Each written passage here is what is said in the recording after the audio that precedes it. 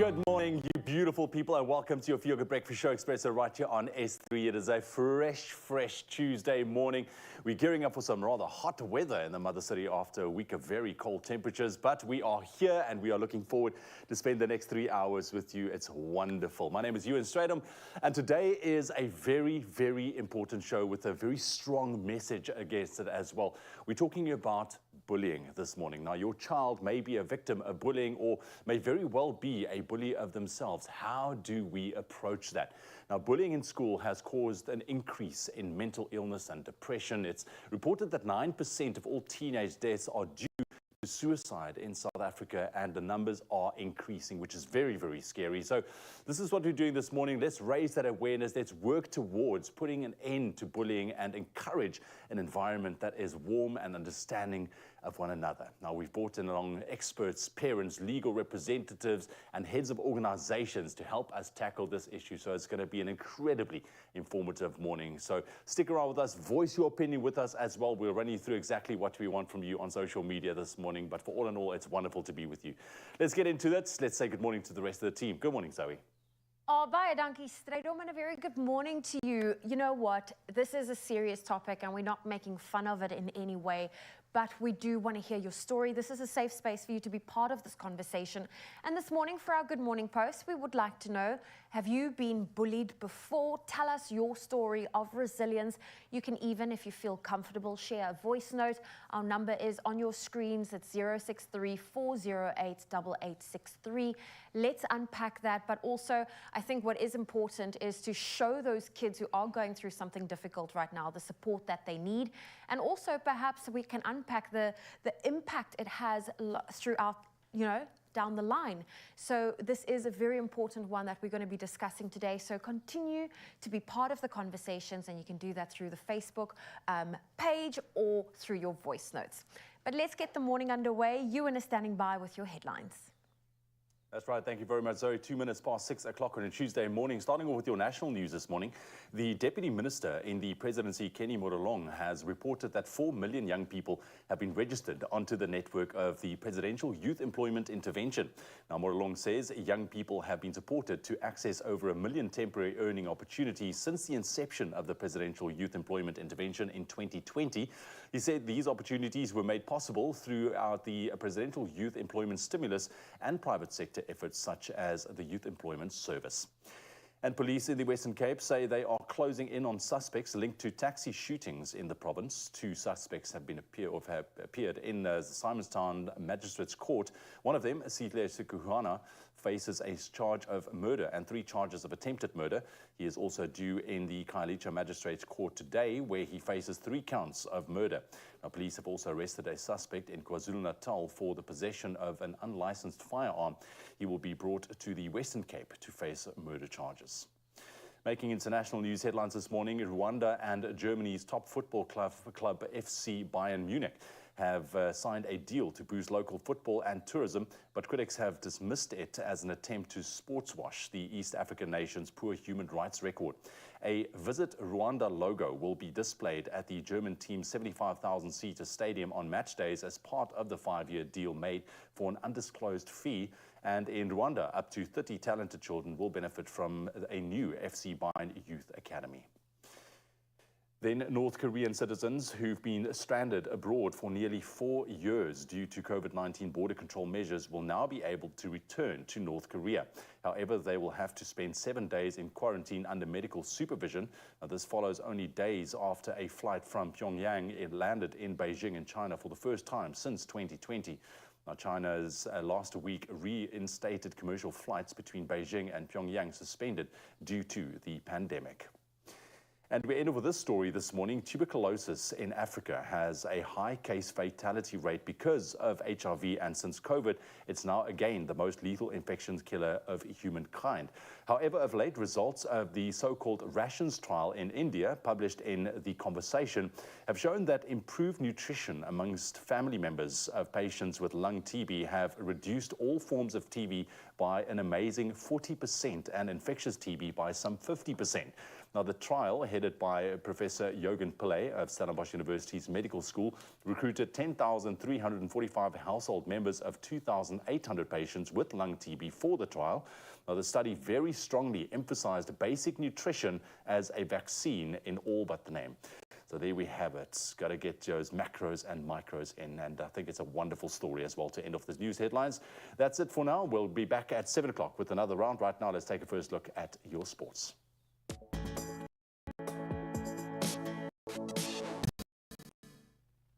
Thank you so much, Ewan, and a very good morning from the sports desk as well from my side. My name is Graham Richards. Let's dive right in with World Cup news. Good news for the All Blacks, as Scott Barrett is now confirmed to take the field against France in their Rugby World Cup opener, playing out on September the 8th at Stade de France. And after a possible suspension scare, of course, due to his sending off against the Springboks this past weekend, World Rugby has now announced no further penalties for Barrett. This decision comes as a major relief for the All Blacks, who were facing the prospect of having just 2 recognised second rows available for that opening encounter against one of the dark horse favourites of the tournament.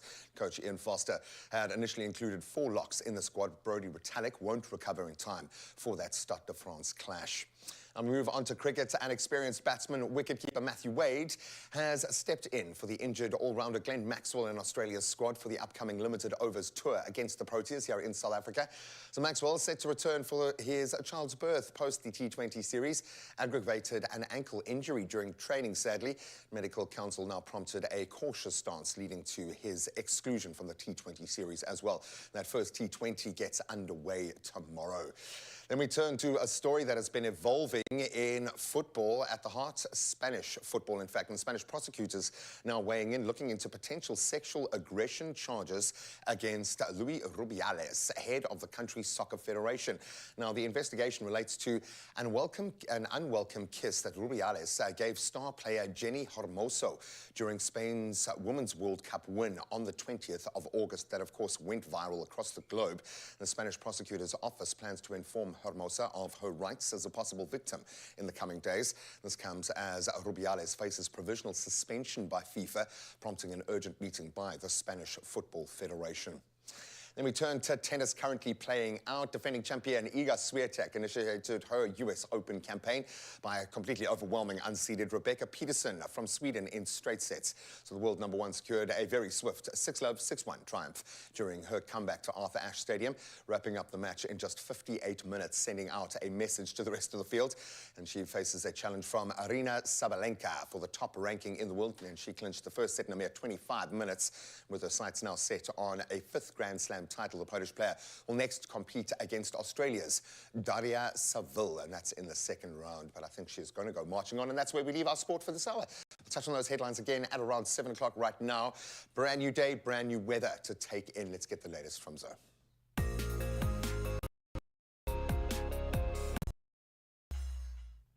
Thank you, Graham. Let's start off with some news. With spring officially due in a few days' time and bringing with it warmer weather, the SA Weather Service has warned that several heat waves will persist for the next few days. Areas include the Richterveld Municipality in the Northern Cape, the Amatole District Municipality, the Sunday River Valley, Makana and Mdlambe local municipalities, as well as the Buffalo City Metro in the Eastern Cape. Moreover, extremely high fire danger conditions are expected over the western parts of the Eastern Cape, the interior of the Namakwa local municipality of the Northern Cape, and the northern parts of the West Coast and Central Karoo district municipalities of the Western Cape. Let's get into your temperatures for your Tuesday, starting off at Wane. A low of 6 with a high of 20, Mbombela 9.23, Pretoria 7.24, Johannesburg 6 with a high of 23. If you're in Mahikeng, 8's your low, 25 your high. Klerksdorp 6.25, Kimberley 11 reaching a high of 25. If you're in Bloemfontein, 5's your low, 24 your high. Richards Bay 15.24, Pietermaritzburg 10.25. If you're in Durban, 14's your low, 23 your high. Mthatha 9.29, East London sunny, a low of 16, a high of 26. Cradock 7.29, Gqeberha 17 with a high of 29. George 17.29, Cape Town 16.29. 19's your low, 30 your high. Sutherland 10 reaching a high of 22, and Uppington 14 with a high of 29 degrees. Celsius. Well, those are temperatures. Let's take a look at your sunrise views. Heading over to Durban, Aliyah sharing the first sunrise view for us, and what a beautiful moment. If you are in Hartenbos, Asmi sent through this one while taking a morning stroll. Junika in Belhar captured these beautiful pink streaks in the sky. Clive in Durban is also showing off a gorgeous sunrise view, and thank you for that. Well, continue to share those beautiful sunrise views with us. Our number is 063 408 8863. Thank you very much, Zoe. Your Tuesday morning is now officially underway. We're going to take a very quick break. When we come back, we take a look at some of those news stories that happened while you were sleeping, because we know news never stops. And then we shine the spotlight this morning on bullying, a very serious topic, and I'm glad we are broaching this topic as well this morning. We're going to get into effective trauma support for kids that's being bullied. And again, if you have any questions or concerns, or maybe you want to raise your opinion, connect with us on social media as well. All our Expresso pages are there just for you. We'll see you just now. Bake more memories and win big with the Tastemaster SA and Royal Baking. Watch the show every Tuesday evening at 7 and enter our competition by creating your unique own bake based on the weekly theme using Royal Baking Powder. Post it on the competition post on social media using hashtag #TheTastemasterSA and stand a chance of winning a KitchenAid stand mixer and more every week. Unleash your creativity with the Tastemaster SA and Royal Baking Powder. We'll see you in the Tastemaster kitchen.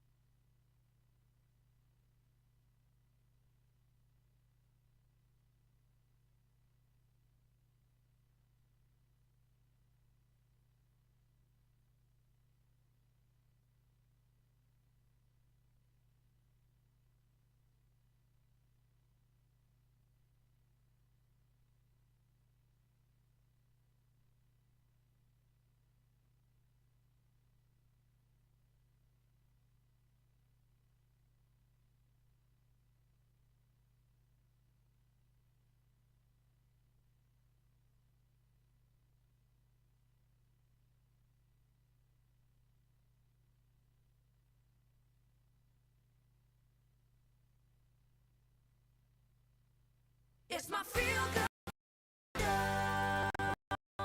Welcome back. Feel the Breakfast Show. It's Expresso on S3. We thought we would catch up up on some news of while you were sleeping, just to bring you up to date with something interesting. And I think this one is quite a great start for the direction our conversations are heading today.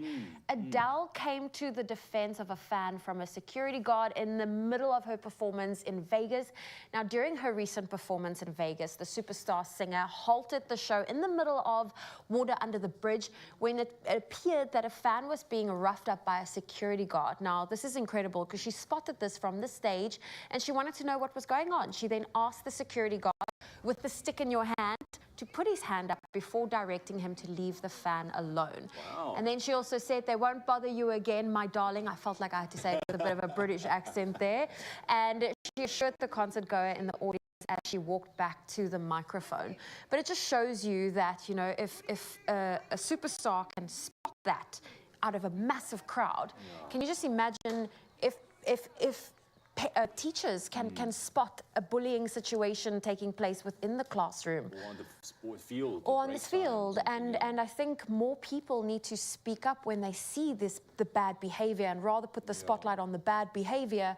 But yeah, I think that's incredible that Adele did that. I love the story. I love the story where there's these thousands and thousands of super fans coming through there. She's obviously being professional on stage and delivering a concert, but still she's able to spot that moment and halt everything. I love that. Big up to Adele, huh? My Definitely. darling, she says. Yeah, typical Adele. And then another story which is also quite interesting, rugby rules for junior players. I mean, this is something that, I mean, we've been debating, myself and my wife, with regards to our kids and, you know, are we going to allow them to play rugby? Do they want to play rugby? But a new study by the National Library of Medicine in the US marked differences in the weights and body composition of young rugby players in France competing with the same age groups and concluded it should lead to alternative models for grouping young players. I think it's quite interesting because the study compared the variance in body size and body composition of schoolboy rugby players across weight and age grading models. Now, that is a weight grading model. It should be considered to limit those mismatches because we know that sometimes when it comes to the young kids, some kids grow faster, some boys are much bigger than the other boys on the field, and there's always a possibility of one of these boys being seriously injured. Yeah, I mean, I've seen schoolboy rugby where it's like under 13, you're like, is that kid really 13? He looks 18. That is the thing. And I mean, this is also partly the reason why I never really played rugby at primary school level, because I was very scrawny and skinny. And then you had these other guys that you played with, and I felt like I'm going to be crushed, you know, for sure. So it made me very scared. So they're almost like adopting this weight category where they're looking at the body composition. New Zealand, they've been doing it, and they've proven that it works as well. In South Africa, it's still an age grade is determined by the maximum age as determined on the 31st of December of that specific year of a player allowed to participate within that prescribed age grade. So, for example, the oldest player, like what we see here now, in the under 13 age grade could still be 13 years old on the 31st of December, obviously giving that advantage. So, yeah, this is interesting. We'd love to know your thoughts on this as well with regards to, you know, how to look at, you know, setting up a team, especially of young rugby players, to make sure that you look after them and not let them get hurt. Definitely. Well, I am quite fascinated with this next story because whenever there are any sightings or articles about the Loch Ness Monster, yes, I click on it. I am that person because it's been, you know, for years now, people are saying, oh, we spotted it. No, it's not there. So I think what happened this past weekend is there were many enthusiasts that tried to use the help of technology. They went to the lake in the Scotland Highlands over the weekend to see if they can turn myth into reality. And it's now 90 years after its first modern supposed sighting of the Loch Ness Monster. But the legend of the Loch Ness Monster, or Nessie, is still very much alive. If they were hoping to spot something this weekend, they left disappointed. But we'll have to wait and see. I mean, this is a story that dates back to the 7th century, if you think about it, you know. And they came out with the best technology out there. Like drones. Scanners and drones to map the floor of the lake and everything, but still it didn't turn up nothing. But yet, the belief is still there. The belief is there, and the belief is strong. So, I mean, those are the questions I think we can ask. You know, do you think Nessie or the Bigfoot are they real, or is it just a myth? Like, you know, those are the things. But I love that those things are there. Ah, there we go. Nessie surfaces once again in the news headlines. Well, that's some of the stories that happened while you were sleeping. That's how we fill you in. Oh, thank you so much, team. Great to see some news on the lighter side. On the flip side of that coin, of course, this morning we are addressing bullying. And when it relates to our kids, I think it triggers parents, it triggers teachers, it triggers young people. This is a loaded discussion, and I think the victims of bullying at schools need support structures around them. But this is quite a complex question. So we've invited Tina Tiat, one of our favorites, the founder and trustee of the incredible 1,000 Women Trust, here to help us work through what needs to happen. Let's make some action happen in this space. Tina, great to connect with you. How are you? No, very well. Thank you very much. It's been a busy month. Sure. And, well, it's the year of the woman, which is amazing to me. Yeah. And it's becoming that on every level, which is fantastic. And maybe that can be a part of this conversation as well, because I know that it's not necessarily a physical bullying in terms of boys beating up other boys, as can be the case. We know that young girls face some of the most vicious bullying, and we've seen the suicide rates that come with that. When you look at your space, specifically when looking at women's rights and how we can protect that right through all age groups, how much is bullying a part of that conversation? How does it play out? Well, people always ask me, why would you get involved with bullying and with children at school? Because we are a women's organization working with women. But the fact is that 80% of bullies at school become perpetrators when they are older. Wow. 80%. 80. So, and if you take that, 51% of children are reporting bullying at school, has experienced bullying, then it's a huge problem. It's half of the population is being channeled through that gateway. Yeah. That is crazy. So this speaks to an ecosystem that needs to be connected. Yeah. I think very often when it plays out in younger spaces, the bully themselves might be reacting to trauma in their own space. And it's very easy to paint that with a brush. My son started at a school where there have been lots of questions about bullying. 99% of the time, it's more that. Yeah. Within that school space, how do parents and teachers need to connect to address this? Is it a daily conversation? Does it rest on the teacher's shoulders to see and know that child? How should that relationship look? Yeah, well, being Women's Month, I must really pay tribute to the mothers because they play a big role. And we know today at schools, mothers are also the ones who go there in break times and do services. And then obviously, teachers have got a very important role. But for me, most important is the role of the principal. Because if there's not a good policy in place, and the policy is not communicated with everyone, have you, when your child went to school, signed a policy to say that you understand what is bullying, what is safe school, what does the school... Sure, it must speak to a systemic understanding, for sure. That then is great because it means that you can tackle education with one system. Yeah. Is there one systemic approach to what schools should look like when it comes to bullying, or is it left up to the headmaster and that body around him to draw that up? Is there an understanding of this at the highest level going down? Yes, there's actually a directive from national government and all provinces on what must happen in schools, what the policy should be. And you know, we have sent, I might have told you, over 5,000 parents to schools to ask for the policy. And very few of them got their hands on it. On that? It's somewhere in the file. For sure, it's in the fine print. I will get it to you, where by government's legislation it's supposed to be signed and acknowledged by every learner, by every parent, by every teacher. So that's lived experience today, not a past or a future notion, because every day kids are slipping through that gap. We're going to move very much into a practical space for the next part of our discussion here.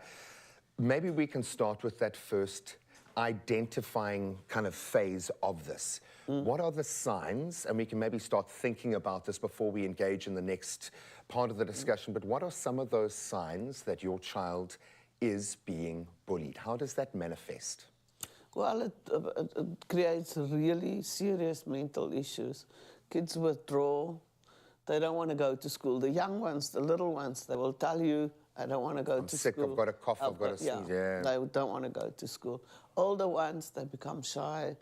Homework, their school performances really go down, and they are antisocial. They don't want to invite friends over. They don't go to friends' events.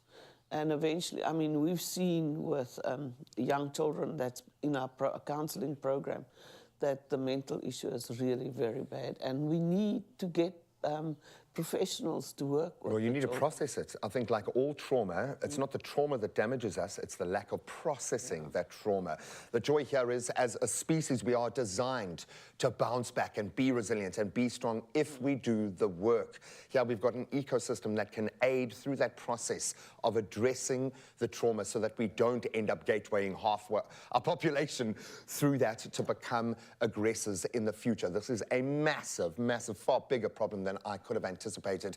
But most importantly, we cannot forget about the children at the heart of this. Maybe your child is facing one of these situations right now. We want to connect with you today. Indeed, we do. It's a very big topic. It's a very important topic, so we can continue shining the spotlight on bullying this morning on your Feel Good Breakfast Show. Coming up after the break, we're going to show exactly how to tackle bullying at school and also the positive work of the 1,000 Women, One Voice organization in that particular space as well. We'll be back after the break. Crouch, touch, but don't you dare pause, because when you buy any of our favorite Clover products, keep the till slip handy and catch the Expresso Breakfast Show every weekday morning for more details on how to enter. While battling for rugby's greatest prize, you can win your share of 80,000 rands worth of Weber Prize. So engage and win with greatest moments brought to you with love by Clover.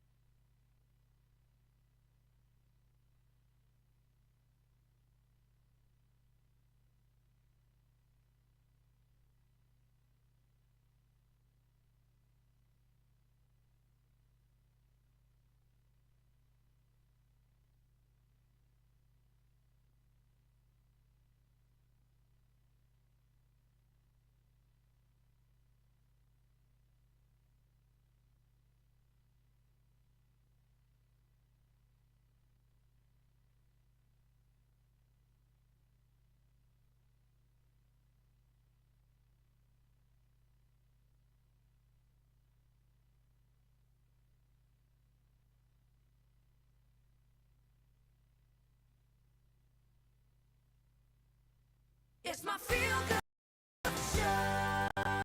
Welcome back. Thank you so much for joining a vitally important this morning, we are focusing on bullying and we're discussing nurturing healing, now resilience and empathy through trauma support for victims of bullying at school with our guest, who is Tina, a good friend of the show and founder and trustee of the incredible 1000 Woman Trust. Tina, thank you for sticking around. It's wonderful to have you, Tina. I'm so glad that we have you to talk about this very important topic, because it is a topic that I think a lot of parents do deal with their kids. It's a very challenging issue to deal with, especially for parents, whether your child is being bullied or whether your child is the actual bully. But I want to start off just encouraging words and maybe advice from your side towards teachers on how to work in this space collaboratively with parents to tackle the issue of bullying, because I do feel that it comes from both spaces. The teachers, we just spoke about it off air, are so overloaded with admin and work. There's so much going on in the schools and the classrooms that sometimes it is missed. But how do we pick up on that, and how do we go about facilitating, I think, a positive reinforcement with regards to the teachers and the parents working towards bullying? For sure. Yeah, I think one of the issues that we all kind of put in the back mind is that a lot of people have been victims of bullying through the years. Yeah, and it's different forms. Yes, Completely. yes. And teachers, very often, we find that the teachers or the parents has got lots of trauma themselves. So one of the things that we focus on is trauma volunteer training for parents and teachers. Just the idea of identifying your own triggers, you know, because very often the teachers who bully a child, for example, are being triggered by that child. Their own child. Yeah, so just to identify the triggers and then to find coping on those triggers. And then if parents and teachers would just listen to one another, effective listening. Because very often the parent doesn't expect the teacher to create miracles. Yeah.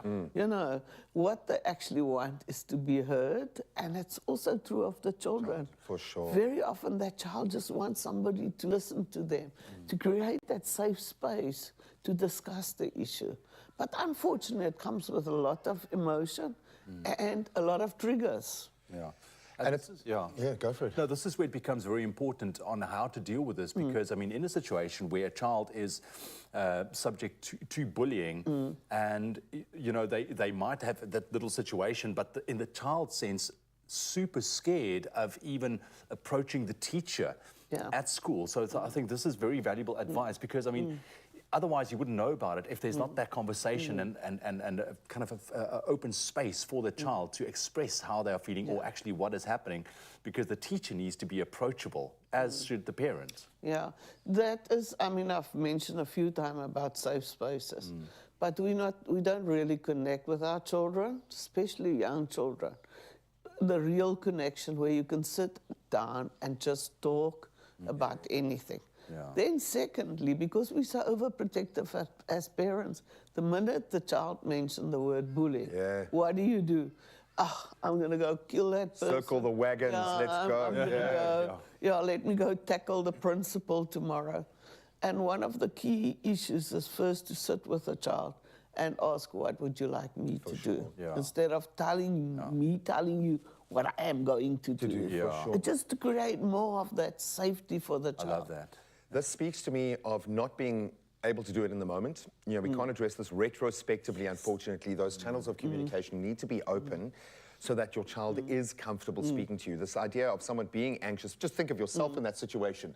When you're terrified, someone coming and telling you to do something brave while you're terrified is the most terrifying thing you can hear. So I think we often need to understand that notion. How do we access these tools? You say we've got a WhatsApp line to be able to guide us through this trauma, because I think there is an opportunity for parents and teachers to work through their baggage through this process. You almost have to do that to be a sound resource for these children. How do we do that? Yeah, okay, so at 1000 Women, we've developed infographics that we even use with very small children. And 5-6 years, they love the infographic. It explains to them what are bullying, so all of us understand what are bullying. Today, you'll be surprised, but a lot of girls do not know what is cyberbullying. They think it is this revenge porn Yeah. when I'm like 16, 17. But far more subversive, yeah, but they use the cell phones to really intimidate one another at a very early child. So do we teach our children how to use cell phones? They're going to need to, yeah. Again, it speaks to this understanding of the ecosystem that parents need to get over themselves. And I would think in my own experience of working through a bully situation that turned out to be not a bullying situation at all, but rather just a mismatch of energies, if anything else, judgment needs to be set aside. You've got your self-judgment, judgment of a teacher, judgment of another child, judgment of that space. You've got to set it aside so you can think practically about what to do. But I think Tina's on the money. Start with what your child wants and needs out of that situation. Empower them with that as a starting point and see what changes. We're going to continue this discussion in just a moment. Thank you. Well, you know, it is Tuesday, which means it's also time for us to put the spotlight on our Pharmacy of the Week, where we salute those remarkable individuals leading the charge in healthcare. And this is proudly brought to you by Adcock Ingram, OTC sponsors of Brave. Now, let's take a look at this week's Pharmacy of the Week, Sparkport Pharmacy in KZN. Our pharmacies are on the front line of healthcare.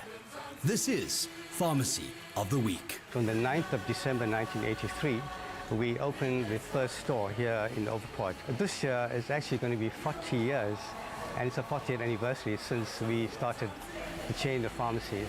The group, Sparkport Pharmacy, does serve a large sector of the KZN population. We have customers who still support us until this very day.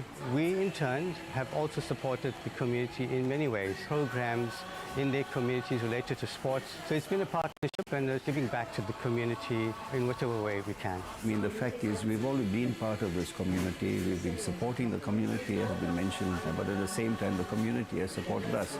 So the reality is we provide, jobs for over 140, 150 people within our group. And then, we're supporting over 1,000 dependents. Pharmacists are an integral part of the healthcare team.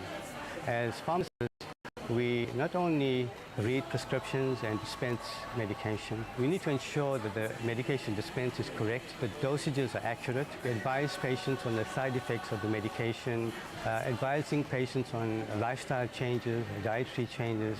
So all of that is important from a patient perspective. And so the pharmacist is an integral part of the team working with the patient, with the nurse, doctor, specialist.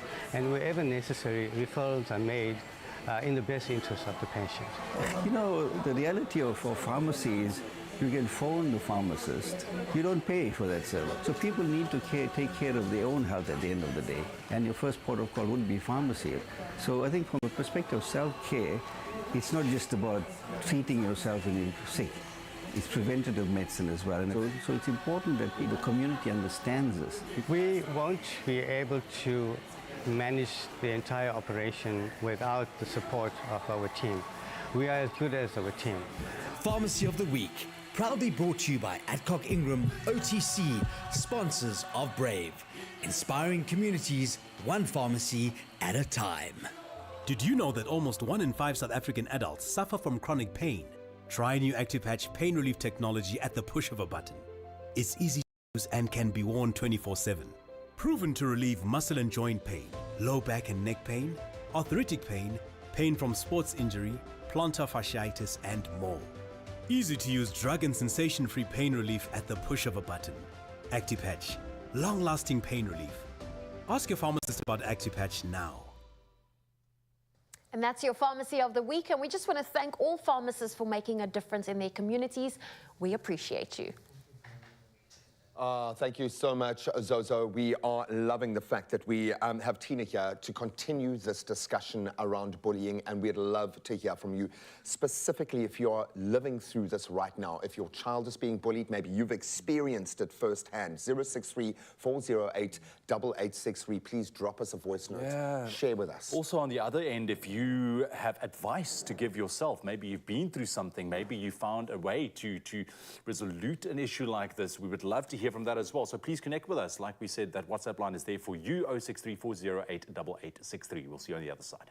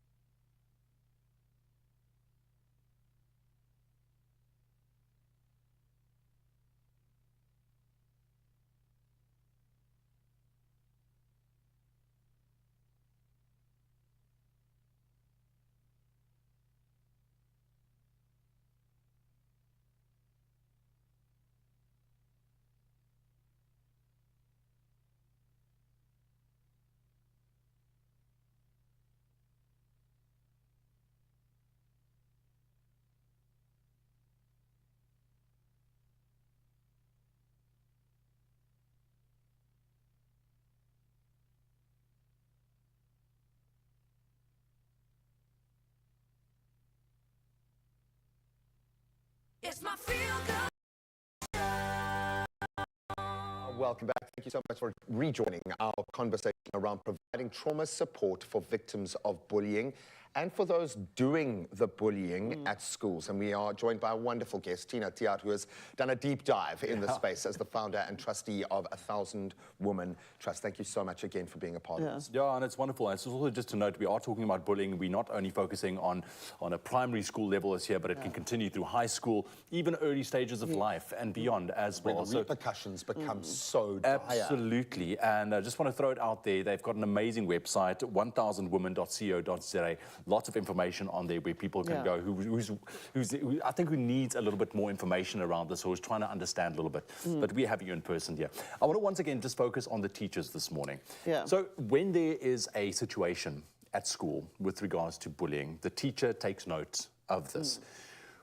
What would be the best way for a teacher to approach that conversation with the child? Yeah, I think, for example, our anti-bully posters for schools also have got pledge forms. So what we do is even with small and older children, we did a wonderful thing with the boys' school the other day, where they actually all signed the pledge, not to bully, but to support kids who need support. Real. Yeah. Positive leader, and I think teachers should do this. In the primary schools, they even make lovely posters, put it up everywhere in the school. So for me, the teachers play the most important role when it comes to children understanding what is bullying, what this behavior I'm doing, but also she's the one who can change a bully into becoming a positive leader. Okay. I like that. Yeah, and I mean, it's a flip of a coin. For sure. Well, I mean, so many of, and this is a thing we grapple with as older men, certainly. I can only speak from my experience, but so many of the attributes that we attach to strength that you need moving forward, your ability to control, dominate, use the strength, get back up, do all of these things. If you apply them in the wrong situation, where there is a power imbalance suddenly, that becomes bullying.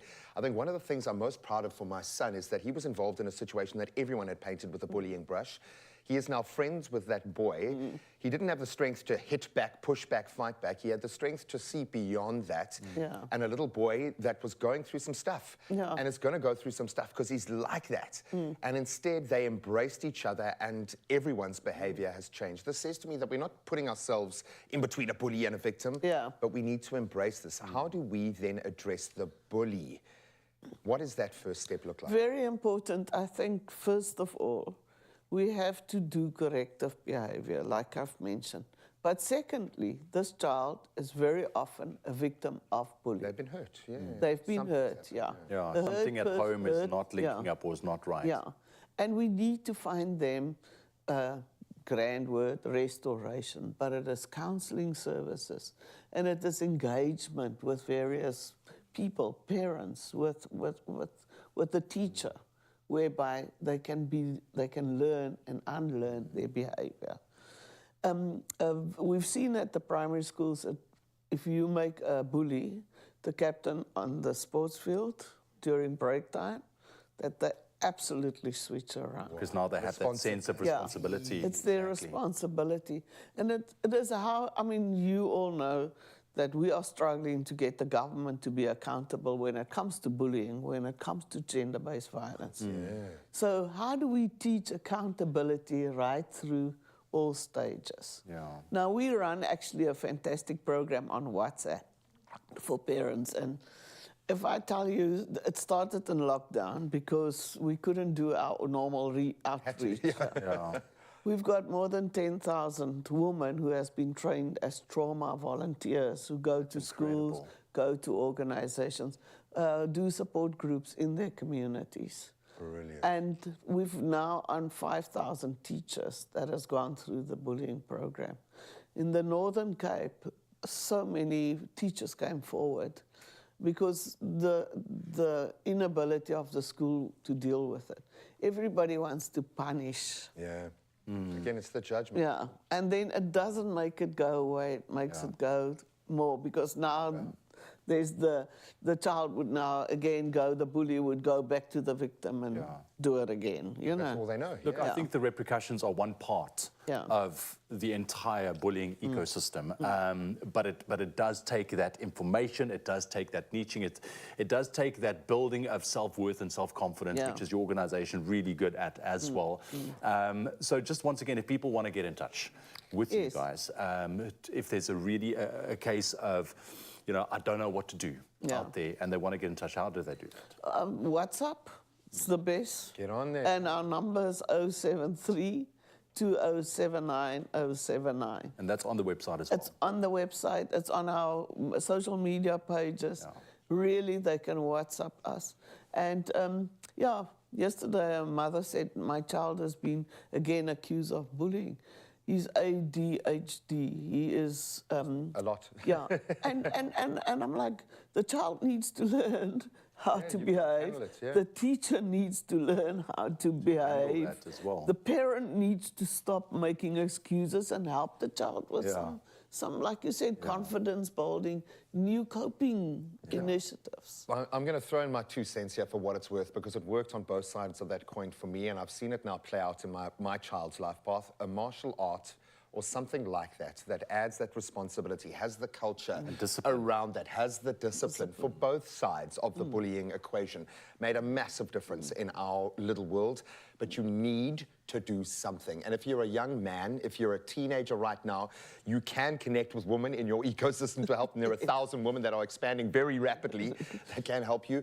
If all else fails and you right now cannot speak to anyone, phone the Depression and Anxiety Group. They don't know you. There is zero judgment. They have spoken to thousands of young men, young women exactly like you, and they have helped them. So please, we're going to keep those numbers up. But if you want to phone someone right now, 0800 567 567. They are trained to help you, and they have done it successfully 1,000 times over. So phone them right now.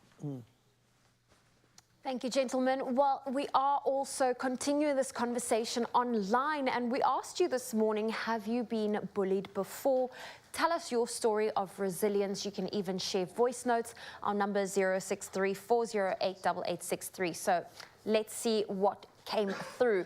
Galen Holster says, I was bullied sadly from a young age, not at school, but amongst family members, and only learned how to deal with it at a much later stage. I have dealt with the trauma and I am very serious about it. Therefore, I talk openly about it to my children, and I definitely raise awareness, just to show that bullying doesn't always just take place within the school environment. Gary Oakham shares, bullies are cowards who will prey on those who they think won't fight back. Although it's disgusting, they were probably bullied themselves and need to address that and break the cycle. That is certainly true. Well, join this conversation, be part of it. If you want to leave a voice note, perhaps you want to also leave a Facebook comment, but our number on WhatsApp is 063 408 8863.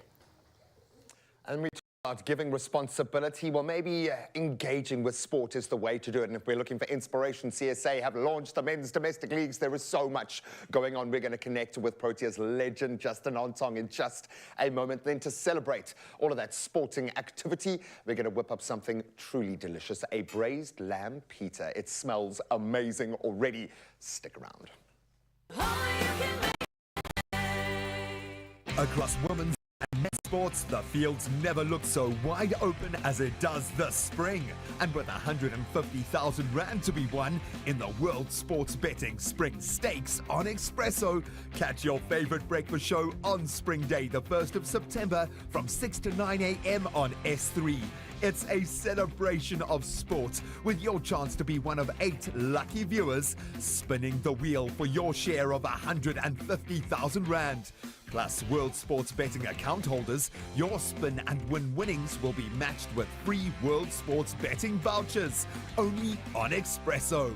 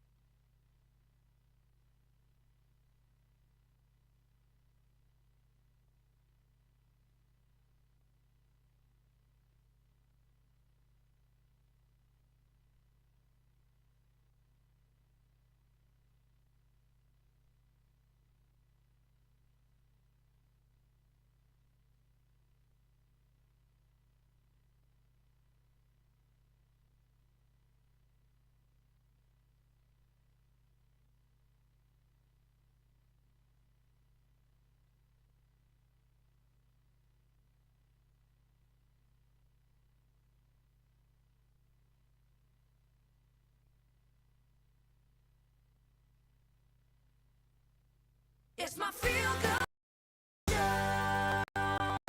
Welcome back, you. My face cramping from smiling so much because Cricket South Africa have officially launched the men's 2023-24 domestic season for Divisions 1 and 2 in Pietermaritzburg this past weekend. The ecosystem is coming into place, and the 23-24 campaign in both divisions will commence with the CSA One-Day Cup scheduled for September, followed by the CSA Four-Day Series. Then additionally, cricket enthusiasts can anticipate the start of the CSA T20 Challenge, the T20 Knockouts as well in early 2024. And here to chat to us about this incredible space, Men's Domestic League, is a former Proteas player and current Paarl Rocks head coach, Justin Ontang. Justin, good morning. How are you, my friend? Good morning, Graham. Thanks for having me. Great to have you, man. Paul's not that far away. You could have come here, Brew, but I know it's very difficult to pull yourself away from such a beautiful part of the world, especially when you're playing such good cricket. But we're looking at the bigger picture this morning, and it is looking good. The cricket season is upon us. When we talk about a fully fledged cricketing ecosystem in our country to support that top end, this is what we need. How excited are you now that this is all playing out? And it feels like there is excitement in every single division area format. Yes, Graham. Thanks. Thanks for having me. Looks like the seasons are just getting shorter and shorter. Yeah, I'm really excited. It's my first stint as a head coach, so I'm really looking forward to it. And like you said, and it's also our national team is starting against Australia tomorrow. So what a way to start the season. And it's going to be a really bumper season, and it's going to be really exciting. And also our ladies that did us so proud. I think there's a lot of young girls inspired out there that want to take up the game. And so the game is in a situation at the moment, so we're just looking forward to the season to start, and we can entertain the fans. Completely, and we know that we will entertain the fans. I'm so glad you mentioned ladies, because it does lead us to this very powerful realization. We can't talk about it anymore as just the men's and in separation from the women's. This is one ecosystem, and we have to address the popularity and the growth within the women's game. This year specifically, it's blown through the roof completely. How excited are you that finally our ladies are having similar opportunities to those that the men have had?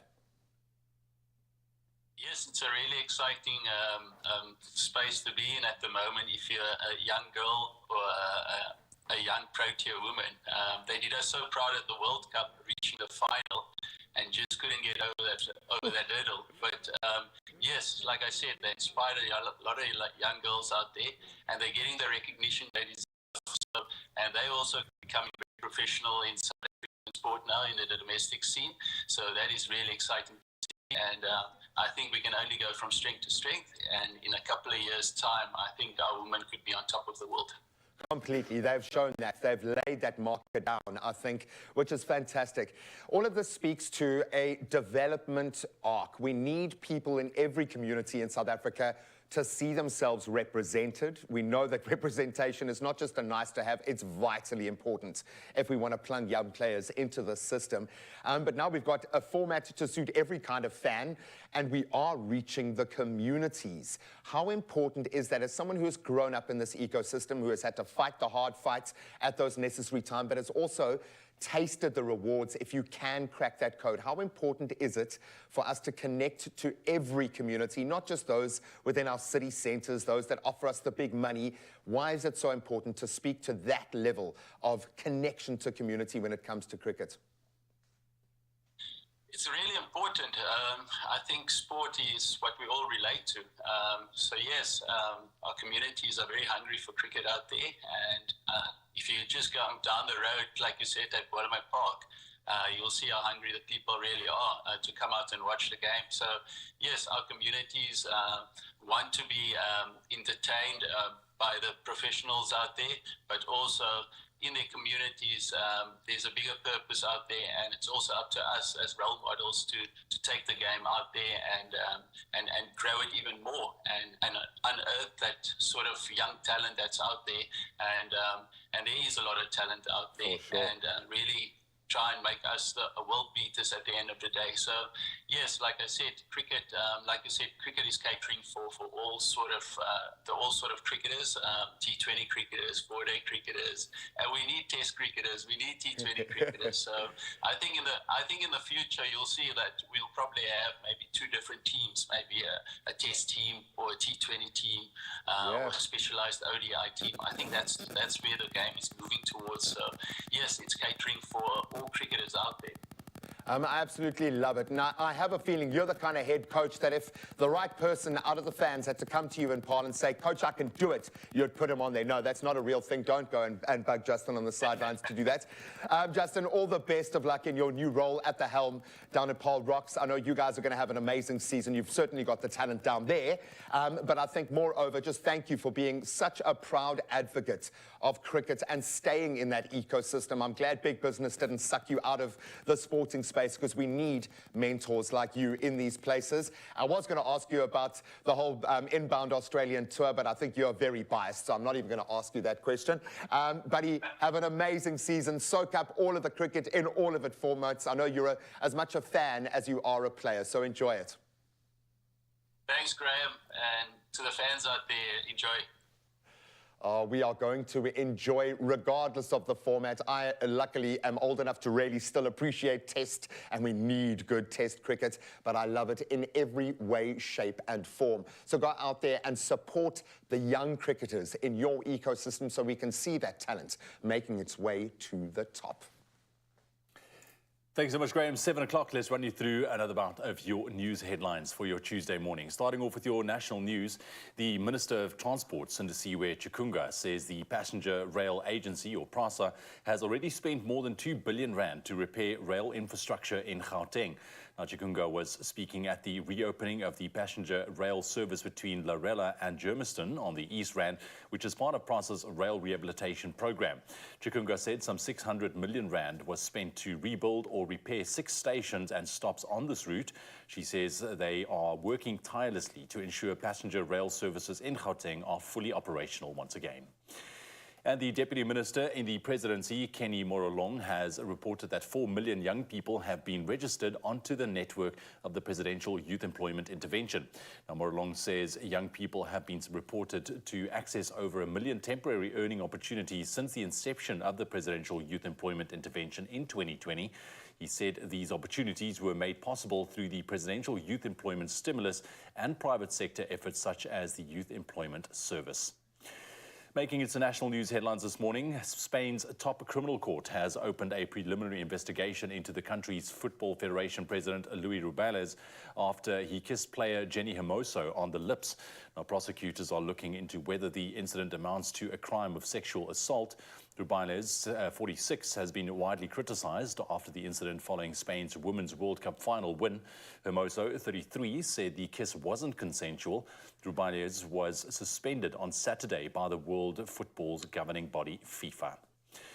And Rwanda and Germany's top football club, FC Bayern Munich, have signed a deal to boost local football and tourism, but critics have dismissed it as an attempt to sportswash the East African nation's poor human rights record.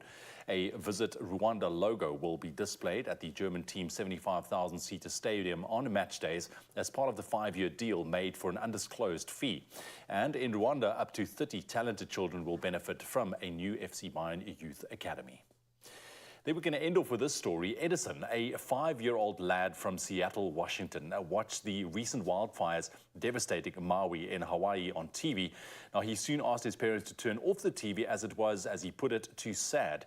But he immediately wanted to help and suggested to his parents to set up a lemonade stand. Now, he showed there was definitely no barrier for disaster relief. The opening was on a busy Seattle street, and the response was absolutely overwhelming. Now, stunning his family for sure. Now, although Edison's lemonade sold for $1 per cup, drivers are regularly paid with $5, $10, or even $20 bills. And at last count, Edison had already some $17,000 accumulated to contribute to Maui victims. And I mean, all we can say is well done to this sweet, kind-hearted little boy. That is an incredible story. Now, with that, we wrap up your news headlines for the 7 o'clock bulletin. We'll be back with one more round at 8. Right now, here's Graham with your sports.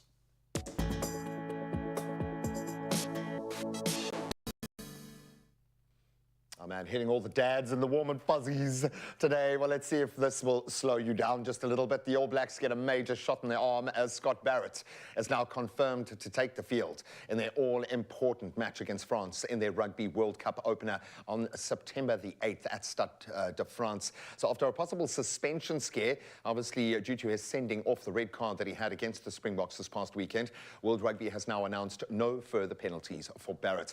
And this decision comes as a major relief, obviously, for the All Blacks, who are facing the prospect of having just 2 recognised second rowers available for that encounter. And coach Ian Foster had initially included 4 locks in the squad, but Brodie Retallick won't recover in time for the Stade de France clash.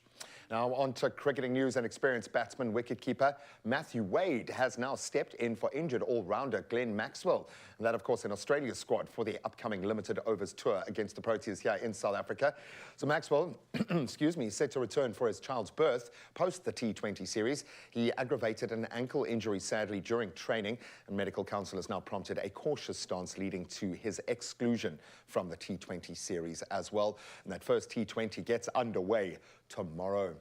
Now, on to a continually evolving story in football. Spanish prosecutors are now looking into potential sexual aggression charges against Luis Rubiales, head of the country's soccer federation. Now, the investigation relates to an unwelcome kiss Rubiales gave star player Jenny Hermoso during Spain's Women's World Cup win on August the 20th. Now, the Spanish prosecutor's office plans to inform Hermoso of her rights as a possible victim in the coming days. This comes as Rubiales faces provisional suspension by FIFA, prompting an urgent meeting by the Spanish Football Federation, or the RFEF.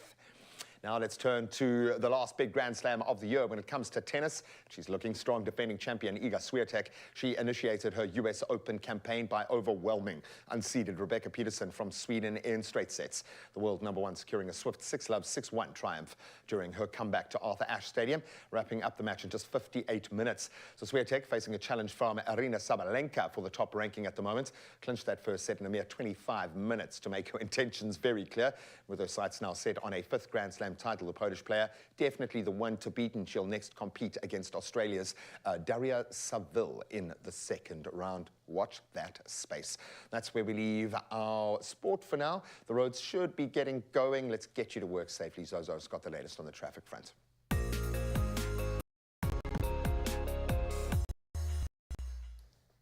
Thank you, Graham. Let's start off with traffic in KwaMashu, KZN. There's protesting at the corner of Dumisani, Makaya Drive and Inanda Road. Please use an alternative route. And in Cape Town, Blue Downs, there are animals on the side of the road on the R300 North before Hindle Road. All lanes are open, but please pass with caution. That's your traffic. Let's take another look at your weather.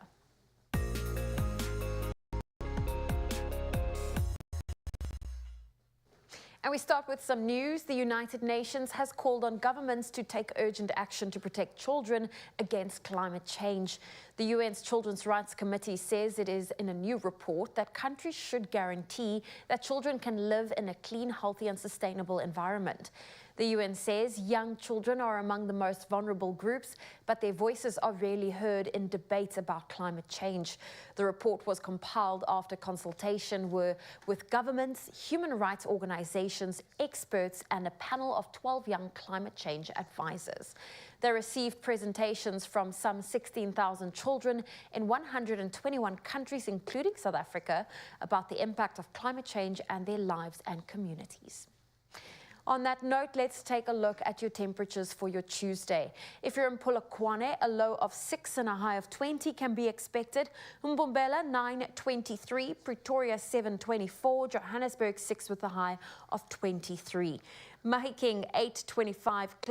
6.25. Kimberley, your low is 11, your high 25. Bloemfontein, 5 with a high of 24. Richards Bay, 15.24. Pietermaritzburg, 10, reaching a high of 25. If you're in Durban, 14's your low, 23 your high.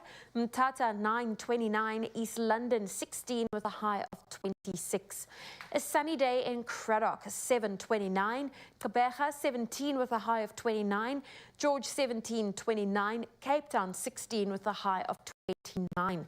Worcester 19, reaching a high of 30. If you're in Sutherland, 10's your low, 22 your high, and Uppington 14 degrees with a high of 29 degrees Celsius.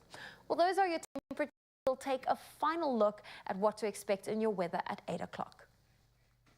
All right. Let's quickly take a look at what is coming up after the break. Stick around for that. We are continuing this shining that spotlight on bullying, and after the break we sit down and connect with parents and how they tackle it and how they see bullying in schools and also in other spheres as well. And then we're changing direction just a little bit. Chef Clem is here. We're going to make a beautiful slow braised lamb pita. Stick around for that recipe. There's definitely one to water the mouth this morning. We'll be back after the break. Crouch, touch, but don't you dare pause. Because when you buy any of our favorite Clover products, keep the till slip handy and catch the Expresso breakfast show every weekday morning for more details on how to enter. While the box battling for rugby's greatest prize, you can win your share of 80,000 rands worth of Weber Prize. So engage and win rugby's greatest moments, brought to you with love by Clover.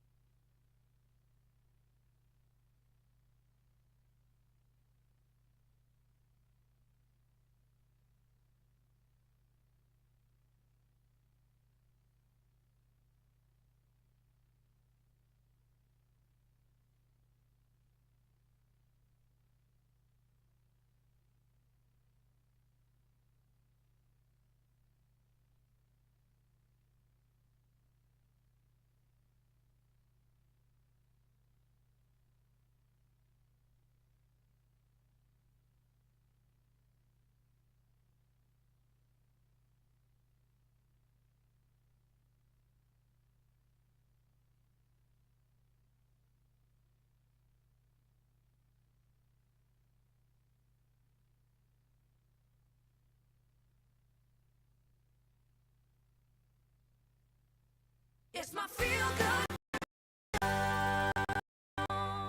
Welcome back. You are tuned to your Feel Good Breakfast Show Expresso right here. It's a wonderful Tuesday morning, and we are talking about, of course, a very important topic, bullying. And we continue with that right now. And you know what? Parents often get offended when they hear bad things about their child. But how do you, as a parent, approach the topic of bullying with your children? What is right and what is your right? Now, this morning we unpacked this conversation with our panel. We welcome registered counsellor Kelly Jacobs. She's here. Parents Lizette and Arne Adams, as well as mom and content creator Naria Gallo. Good morning, everyone. Welcome to your Feel Good Breakfast Show. And thank you for stepping in on, I think, such an important topic. And Kelly, I think maybe we can start with you as parents. What is the ideal way, first and foremost, to deal with bullying? And I also believe that there's new changes in the law in terms of approaching bullying. I think there's not one way to deal with bullying. I think it's important to note that. Yeah, we've unpacked it a little bit this morning because there's so many different facets. Exactly. But I think what's really encouraging to know that there is a law that has changed, and it's an act called the Protection Against Harassment Act. And with this law, they talk about how bullying in all forms and shapes and sizes is not necessarily allowed according to the law, and kids can actually take out a protection order from as young as 12 without the consent of the parents. But what I do want to note is, as parents, when you're actually dealing with bullying in your kids and you're observing it, it's very instinctive. I'm not a parent myself, so I can only imagine that when you find out that your child has been harmed in any shape or form, you're going to be reactive. Yeah, for sure. And it's difficult for kids to actually come up and build up the courage to be able to express to you that something is going on and something is Especially if you as a parent haven't created that safe space for them to be able to share with you. Exactly, and sometimes it's not malicious and it's not intentional, but it can sometimes be out of the space of wanting to protect your child. But what's important to note as a parent is not to react explosively, but actually to listen to your child, listen calmly and create that safe space just like you mentioned, and actually acknowledge that your child is having difficulty in expressing this to you.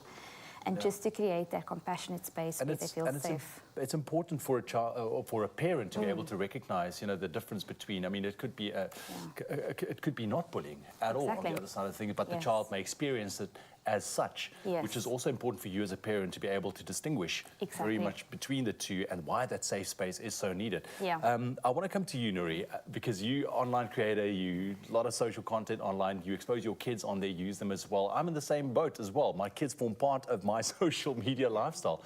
But I want to know how you view it, because we see a lot of celebrities out there, they hide their kids' faces, they block it out, they don't expose them to that.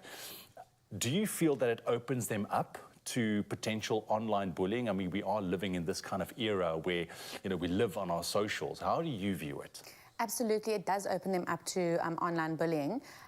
So I started out as a mommy creator. So naturally, like you said, my kids were part of my little gang, you know, my little girl gang. Your little ecosystem. Yeah, exactly.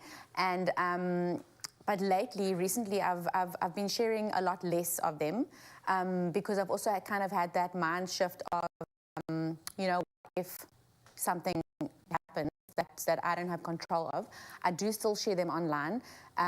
But like you said, it does open them up to, it could potentially open them up to a lot of online bullying, absolutely. Have you had any incidents or issues that you are aware of? Yes, I have, actually. Somebody commented something nasty about my baby, and because I'm in the content creator space, I've developed the ability not to take it personally. Just over time, you develop this, you know, but not everybody can do that. So I just, you know, make it a joke and move on. But my kids don't have access to the social media comments or the, you know, all that type of stuff.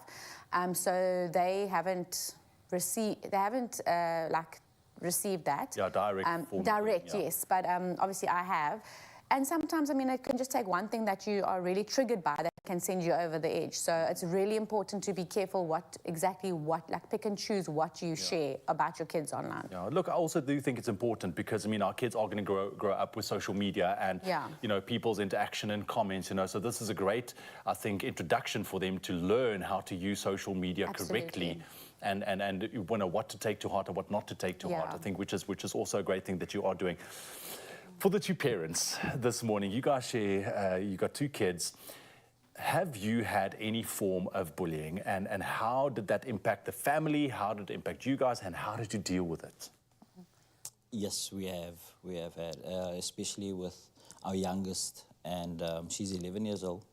And it's your name calling, you know, the threats and that kind of thing, attacking a physical appearance and that kind of thing. So as a parent, you try and protect your child from these things, but you can only do as much. And so I would normally tell her, when you're being bullied and the bad things they're saying about you, it's not a reflection of you yourself. It's a reflection of them. And maybe they hurt, so they hurt people. Yeah.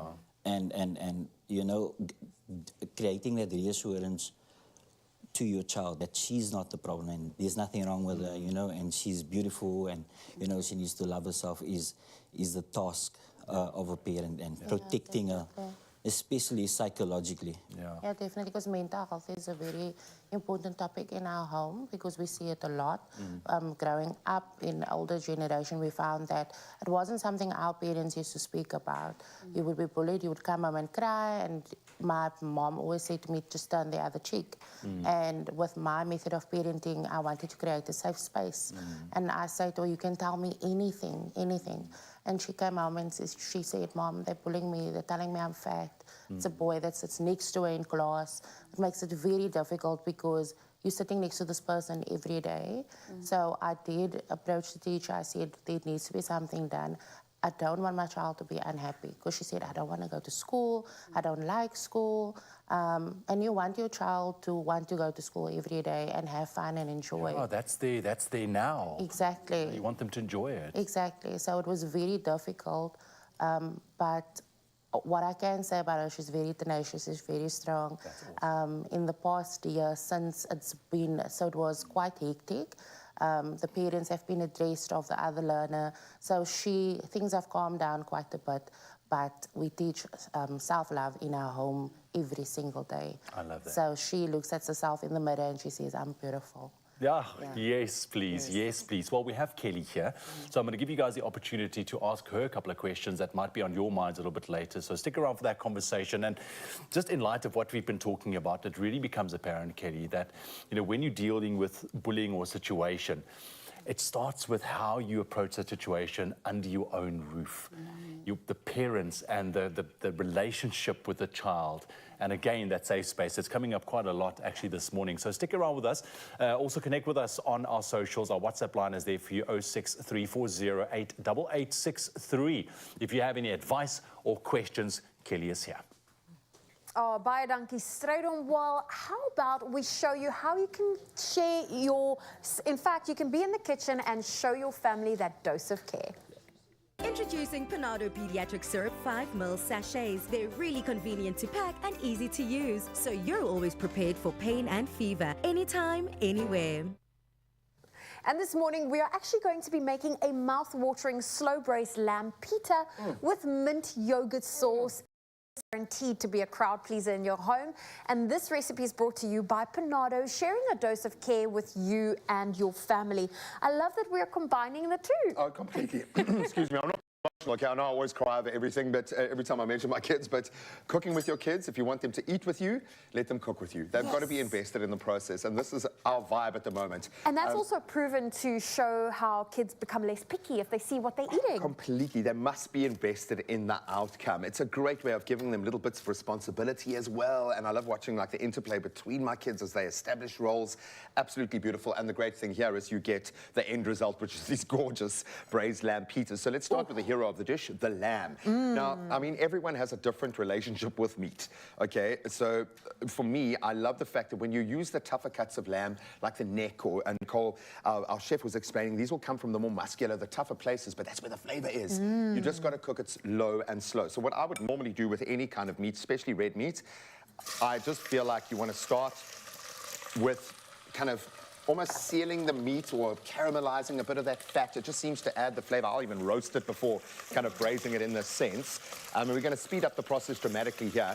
But because you've got a lot more sinew, a lot more kind of tender and a lot more tougher bits, you've got to cook it low and slow to break those down. And you want at the end of the day for it to be cooked so soft that you can just pull it apart with it must fall. It must just fall off the bone. I love it. And I've got to reiterate, this is where the fun, the flavor is absolutely delicious. And this also teaches the notion of waiting and just being ready to enjoy something when it comes up. Then I'm adding our tin of chopped tomato, our stock. And we're going for a nice beef stock to just get that meaty flavor in there. Yeah, absolutely lovely. And the nice thing about a really good stock is it's going to have a lot of the herbs and the flavor profile already balanced out. So it really is that simple.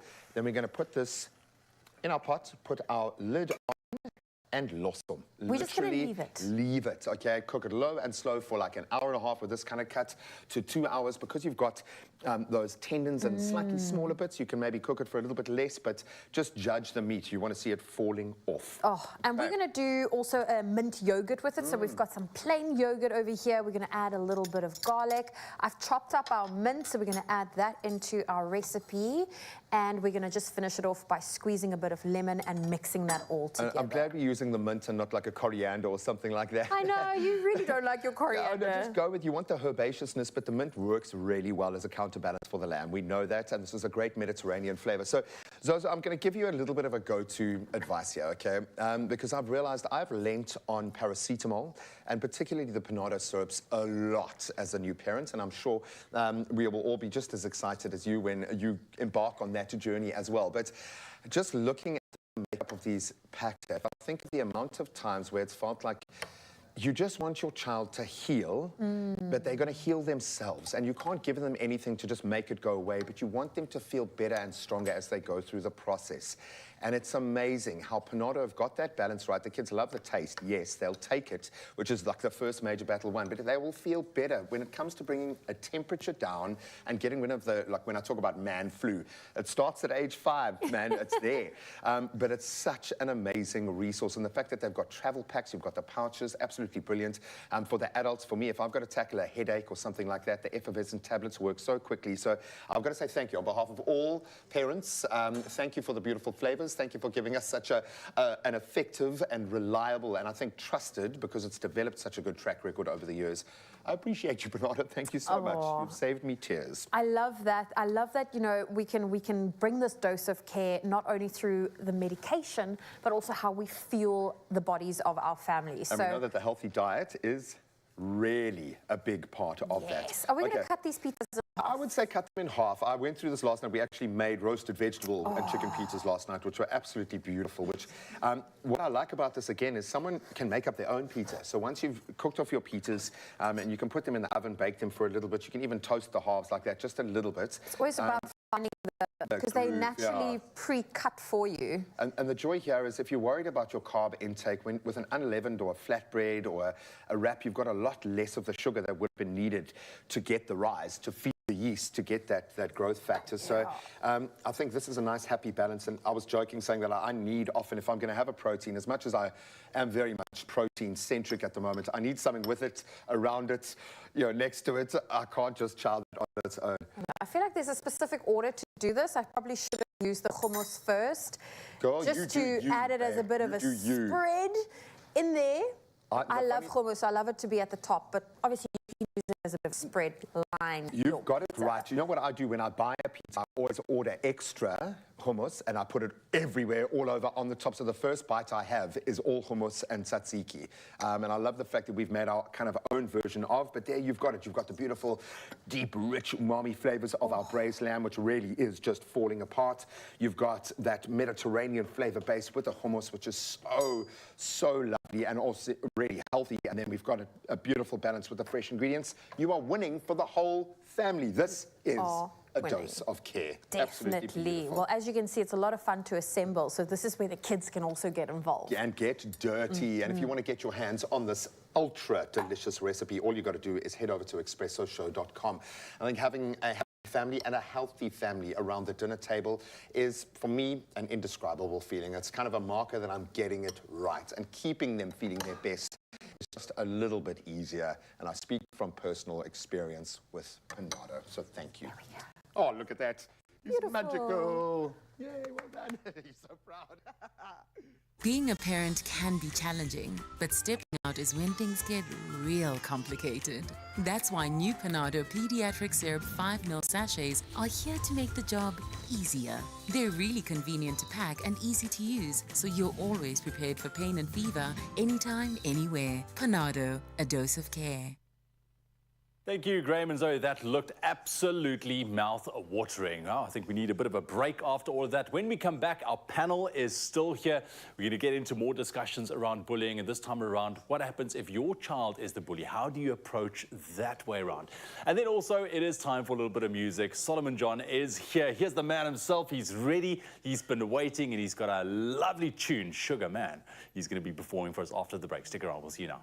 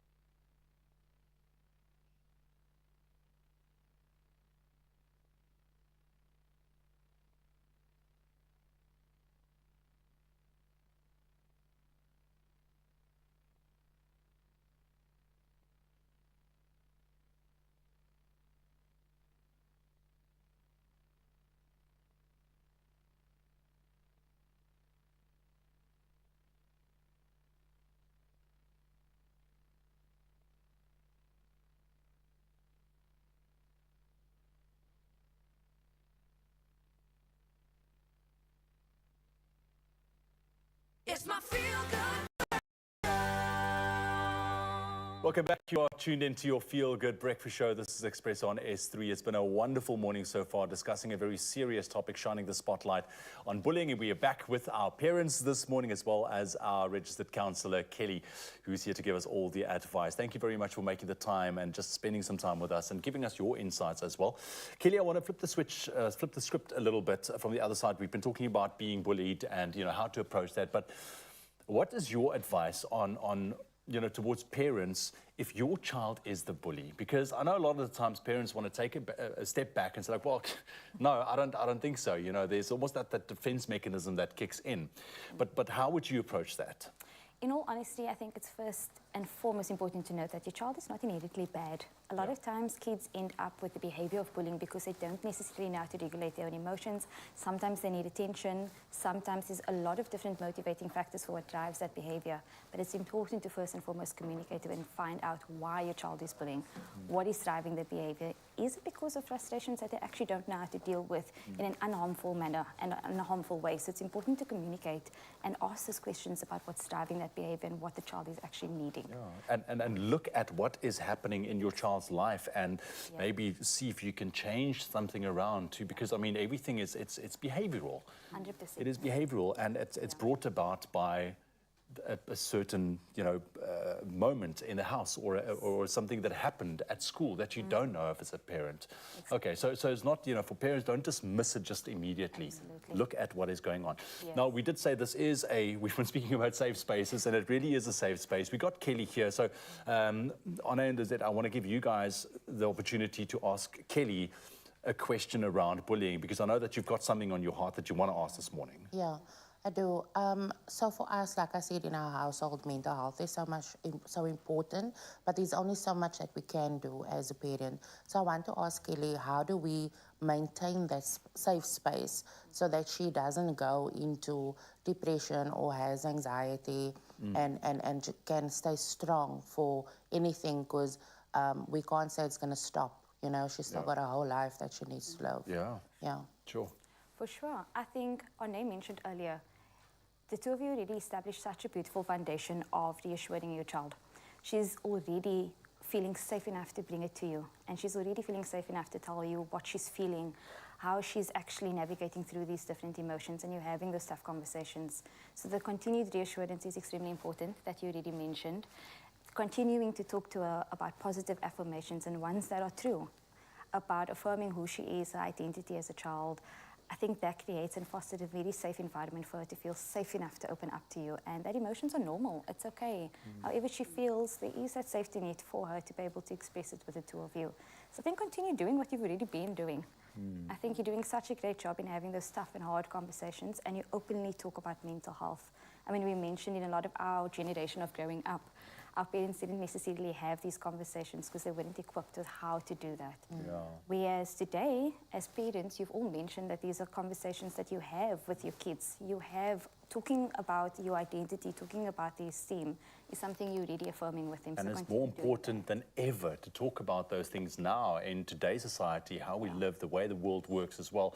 I want to give you the opportunity as well, Nuri, to ask a question. So how do we as parents avoid our triggered, unresolved trauma from filtering down to our kids? So if we're acting out because we have unresolved trauma and something is triggering us, and we act out to our kids or in the household for whatever reason. Obviously, kids, I know as a mom of almost 15 years, I know that that kids mimic and they learn from us. And obviously the outside world as well. But obviously the home, like we say, is our safe space. So they will do what we do, you know?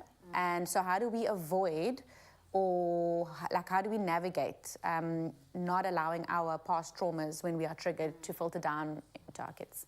I think it's such a great question, and you pose it in such a great way that kids do model behavior in what they see. A lot of times the way that they express and handle certain emotions is what they've observed in how you do it. And that self-awareness and examining yourself is extremely important, and also self-care. As parents, it's something that's not always prioritized, taking care of yourself, taking care of your own mental health. And sometimes it may look like going to counseling.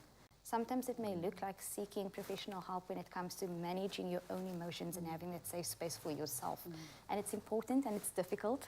It's not always easy to check yourself, but that's where you also need your partner to hold you accountable in moments of where they can see that your emotions are not necessarily be handled in the healthiest way for your kid, and that's where counseling can also just help you navigate through those tough things. So yeah, it's not easy, but examining yourself, self-awareness. Because I mean, something like that, especially if you were bullied at school, primary school, high school, I mean, that stays with you if not resolved. And even into adulthood. I mean, this is how serious this is. This is why we need to talk about it now and unpack it. Anna, is there anything that you would like to ask while we have you here? I just want to touch on what you just said now. Sometimes the effects are so lasting, and the fear within themselves is also a bully to them. Yes. Because of what the bullying that she's experiencing at school or whatever the case may be. So it's what I want to know is how do you stay consistent and how do you nurture it out so that the fear in itself is not that damaging with regards to bullying, because it's a double entendre if you think about it. The conversations that you're already having and how they actually deal with these emotions, and a very great practical conversation that you could actually have with your child is actually give them a scenario. If there is something that they may be fearful of, and I'm using this as an example, if they're going to school and there is a child that unfortunately your daughter experienced that's bullying them and they are scared of it, maybe in a safe environment ask your child, how would you deal with it, and role play, so that you can also teach them non-harmful behaviors of how to respond appropriately and what would actually be healthy to still maintain their own self-esteem and respect for the next child. So role play can be such a great practical way to help navigate, or help a child at least navigate through those difficult and tough emotions. Like that, role playing. Thank you very much, all of you, for joining us this morning. I know that it is quite a big topic. It's a heavy topic as well. Kelly, thank you very much for the insights and advice. And I love that, you know, once again, I think one very important point that stands out for me is the fact that kids model behavior. And I think parents need to put a lot of emphasis on that and recognize that more than ever nowadays, because it's not really about what you say. It really comes down to what you do, and it starts at home. Remember, there's so many channels out there for you to get the support, to get the information, to get the knowledge, but continue speaking about it. Have those conversations. And also, if you need any help or you want to give advice or you have something that you have on your heart that you want to share with us this morning, our WhatsApp line is there. We'd love to hear from you. 063-408-8863. Dankie, Strydom. Well, it's time for us to inject some entertainment on your Feel Good Breakfast show. And joining us this morning is Solomon John, a South African singer, songwriter who creates music that makes you want to get up and vibe. His latest single that launched about a month ago is called Home, and it will make you process raw, unfiltered emotions. And it's so great to have you here, Solomon John. Thank you very much. Let's talk about this brand new single, Home. Yeah. It's a song you wrote yourself. Can you give us some context to what it's all about? Yeah, so I wrote Home during the pandemic, and obviously being away from my family was a bit of a difficult one for me. And sometimes you imagine the worst, and then you think, okay, if something were to happen, what would it be? And Home was sort of an ode to that, you know, understanding what really is important in life and where home truly is. And that's important. Where is home? Do you call where you live now home, or where your parents reside home? Because that took me quite a while to establish, okay, this is now my home, that's their home. Yeah, I think it's a lot of the time you have many families, like your friends become family, and you know, you'll always have your blood wherever you are. And in those moments, sometimes you think back and you look about your family, and most of the time it's really there, you know, where you feel the love, you know, where you can give love unashamedly. And that's really where home sometimes is, wherever you can do that. Wherever you can do that, that is absolutely true. Now, I love how talented you are from a young age, being able to not only play the bass, but also the rhythm guitar since the age of 12. Is music something that's in your family, or is it just something you've decided, oh, I want to do lessons, or I'm going to teach myself to play this instrument? Yeah, music is definitely in the family. I mean, you know, sing-alongs at family gatherings were always a thing. And then someone pulls out a guitar. So it was something that we grew up with. And then, yeah, it's a journey. I mean, a lot of the times, as many struggling, you know, musicians would know, you try to join a band and there's no bassist. So you have to pick up different skills and learn how to fill in the gaps when you need to. Is that what you had to do? I had to, yeah, I definitely had to. And then I actually fell in love with the bass. So bass is really one of my favorite instruments, and yeah, a very unappreciated instrument. I feel like that is the case, but you know what? We appreciate you and your talent for being here. And I know you are doing a cover of Rodriguez's Sugar Man. Ladies and gentlemen, here on your Feel Good Breakfast show is Solomon John. Thank you.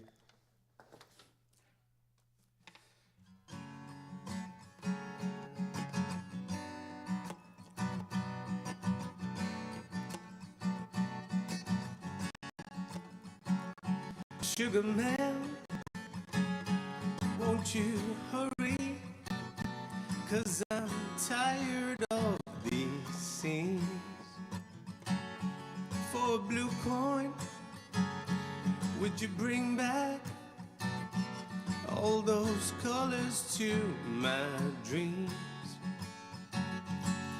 Silver magic ships you carry, jumper smoke, sweet Mary Jane.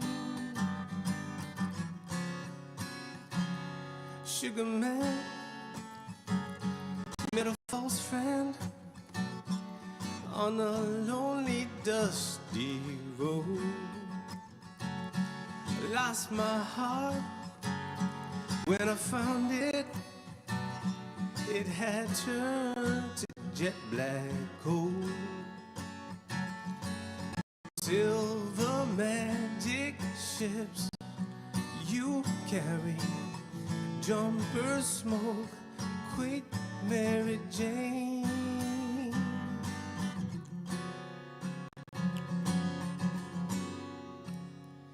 Sugar man, you're the answer that makes my questions disappear. Sugar man, 'cause I'm weary of those double games I hear. Silver magic ships you carry, jumpers coat, sweet Mary Jane.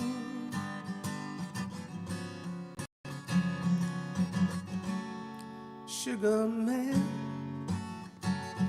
sugar man, sugar man, sugar man.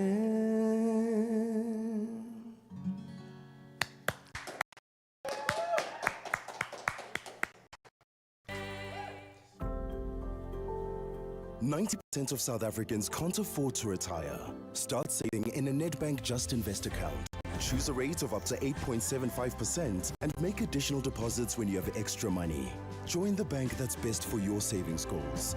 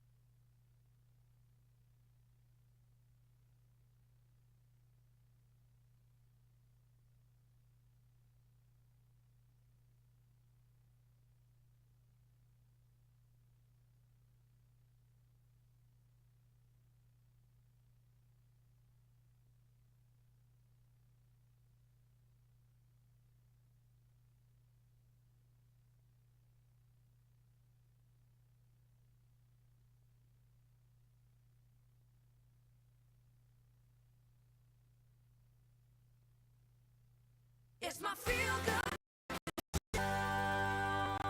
Welcome back. This is your Feel Good Breakfast Show, Expresso. And yes, we're getting into another serious topic because joining us this morning to continue the conversation about bullying is family and child law attorney Mandy Schuld. Now, with the rate of school bullying climbing comes to a rise in a depression and suicide.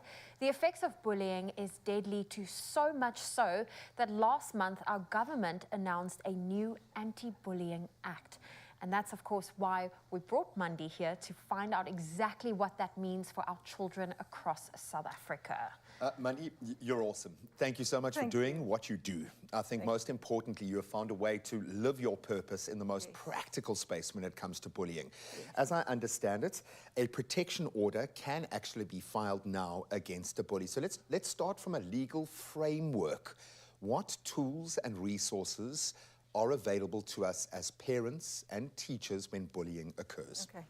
So the Protection of Harassment Act has been in place since 2011 already. Wow. But I know that people don't know about it because there's not a lot of talk about it. Yeah. But it's a very powerful act. And with that, you know, in many cases, children can't go to court themselves. No. But with this, they can. Normally, they are supported by their guardians or their parents to get a protection order against them. And then we need to differentiate what will then happen. Now, there's pros and cons of the Protection Act, the Harassment Act, and all those things, because, you know, it can open up a whole avenue of abuse again. For sure. Like in the Domestic Violence Act. For sure, it's just it's rattling the beehive. Yeah. Exactly. And then when somebody really needs that protection, the courts say, is this true, or is it just another abuse of the system? Okay. So I think we need to be a little bit more careful of just, okay, this is now there for us. A one-size-fits-all, yeah. Exactly. It's not, I think, it needs to be handled with care. Yeah. From the child's From the child's perspective. Yeah. And if you really see, when are children really getting into maturity? When is their brains developed enough to have the perspective of, you know, I can do this or not? Or not, for sure. Ask a 10-year-old what's right or wrong. They don't know. They think they know, but they don't. Even if 18-year-old, you know, they just run off, this one has bullied me, but is it really bullying? I'm 45 and I still struggle to discern, so I get that completely. Let's unpack the age bracket to who this applies for, because I've seen some toddlers, but I mean, you can't apply this to a toddler. Now, how would this be different for someone under the age of 10 and for someone over the age of 10? Yeah. Okay, so the Child Justice Act spells that out quite well. If a child under the age of 10 is bullying, or there's an order against a child under the age of 10, the police will come, pick up the child, and go and leave them in the hands of their parents or a guardian. But then what needs to happen is a probation officer needs to be appointed. Now, a probation officer is, of course, part of the correctional services system, which are already overworked, by the way. And not dealing with a huge amount of empathy, I would imagine, in that space because of that workload. Yeah? Yes, and I think the Child Justice Act is on the right path, but the implementation of that, I think that's where we fall short. It's a brilliant act, because what it's supposed to do, and what the theory behind it is that the child gets investigated, or an assessment gets done, the same as what will happen in Section 50 of the Children's Act. So a social worker is supposed to be appointed, questions needs to be asked, then the child needs to be sent either to therapy or counseling, conversations happen with their parents, and then the probation officer is supposed to do a written plan of how this child needs help, being put in the right program that suits this child's needs. So it's on the right path. You know, to give the mental and the psychological support that is needed. Systemically, not just from child to child, because I think often these stories turn out well because the right people were in that system when it happened. Yes. But the system needs to stay the same regardless of the people, like you say, implementing it. Yes. But all of this does speak to the fact that there is a system to play around in Yes. and a group consciousness around that, which is fantastic. Yes. What's the hack here? As a parent whose child is being bullied right now, there could be no greater challenge, I think, for any of us than feeling like our child needs our help. Yeah. How do we approach this in a way that will make the system work for the kids, whether that's to help change, shift the course of the direction of the bullier, and help aid the child being bullied? What do we do? You know, my philosophy is somebody that's hurting someone is hurting. Has been hurt, yeah. And if we can deal with that as soon as possible, as deeply as possible, we can maybe still get to a point where we can get a tipping point for that child. Completely. So as a parent whose child is bullying, I would say that child needs to go into therapy. Completely, yeah. And, you know, if you're sitting with a teenager, you get that resistance. I don't need it.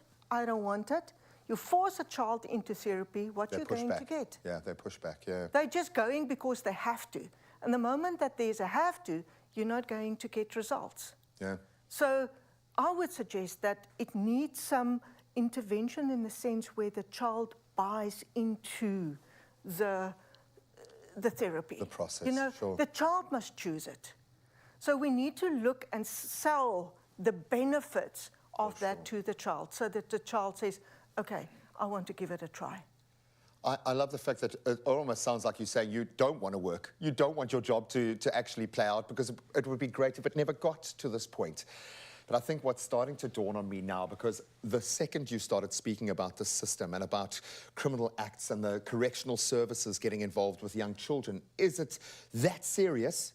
Yes, it is. Yes. Unfortunately, young children, young adults, teenagers are committing suicide because they are being bullied. That's the link. It's as simple as that. This is big enough for us to involve every element and level of society, because that's what it's going to take to protect our children. We've got the acts, we've got the legal framework, we just need to implement it in the right way, and the child needs to be at the heart of that process. You've given us a lot to think about. Once again, thank you so much for making this your life and your purpose. If you need help, speak, talk, ask. There are resources. Absolutely. We've had many represented on the show today, and we'll continue to do that. And if you have a personal perspective, please share it with us this morning. Thank you very much, Graham. Serious stuff indeed. But right now, let's take a break from all things serious and mentally take a bit of a holiday to the landscapes of the Eastern Cape. Now, we know this exploration and traveling, it enriches the soul, and South Africa stands as a testament to this. We have a beautiful backyard brimming with its wealth of experiences and breathtaking locations. And Kutli experienced it all when she visited the Wild Coast Sun Resort. Let's quickly take a look.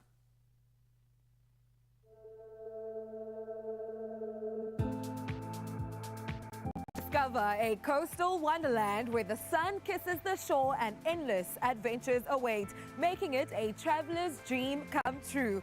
Welcome to the Wild Coast Sun, a paradise nestled along the coastline of the Eastern Cape. This is the perfect place for anyone seeking adventure and relaxation. With its stunning beaches, a world-class 18-hole golf course, an exhilarating 80 million rands water park, outdoor sports games area, and a range of restaurants. They offer the perfect escape into a world of leisure and excitement. So get ready to immerse yourself in the natural beauty and exhilarating activities of this coastal gem.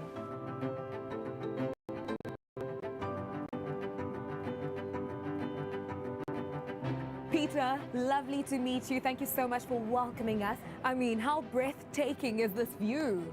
Can't believe it. I mean, you could be anywhere in the world, but you are here at home in South Africa, in the Eastern Cape. What unique experiences and personal touches can guests experience here at the Wild Coast Sun? We have adventure water sport at the riverside. It's paddle boarding, entire board cruise with the entire family, horse riding on the beach, golf, Segway, quad biking. There's so much to do for the entire family. I can't wait to try out almost all the activities you just mentioned. Recently upgraded to a luxurious 4-star beachfront resort by the Tourism Grading Council of South Africa, Wild Coast Sun is continuously improving to offer the ultimate getaway. And that's not all. It has recently been crowned the best luxury beach resort in South Africa at the prestigious Luxury Lifestyle Awards.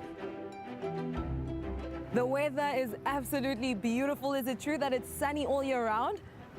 Pretty much most of the time, yeah. Talk to us about some of the features and amenities that were added to elevate the guest experience. We started at looking at upgrading our dining options. We added new restaurants, and we also added the first indoor sky park in South Africa. And in the casino space, we renovated our salon privé, which is fantastic. We changed colors, furniture is looking fresh, particularly for VIP customers, for our leisure market, for special groups. We're going to give them an elevated experience within the Wild Coast Sun Hotel. With over 40 years of family fun, this beachfront resort offers a thrilling way to explore the grounds. An experienced tour guide will provide a helpful lesson before you hit the Segway Trail. So lean forward and let the excitement begin. I mean, Segway tour alongside Uspa Mandla, who is a fantastic guide, has been truly a memorable experience. that time of the day where I need to boost my adrenaline levels and experience the thrilling heights of the Sky Park right here at Wild Coast Sun. Soar 18 meters above ground and conquer 21 rope obstacles on a sky trail while feeling the adrenaline pump through your veins. It's South Africa's first indoor sky park. With its world-class safety features, you can dive into adventure and defy gravity worry-free.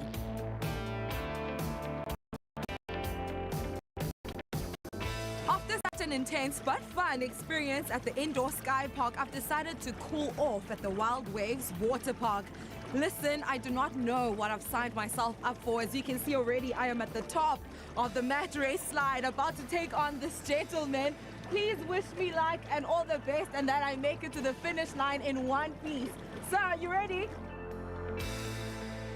It's an endless summer here at the Wild Waves water park, where the South Coast subtropical weather invites you to dive into year-round holiday bliss. Feel the thrill of 6 rides, including Aqua Loop and Boomerango for adrenaline seekers, Super Bowl and body slides for moderate fun, a lazy river and kids zone for a tamer escapade.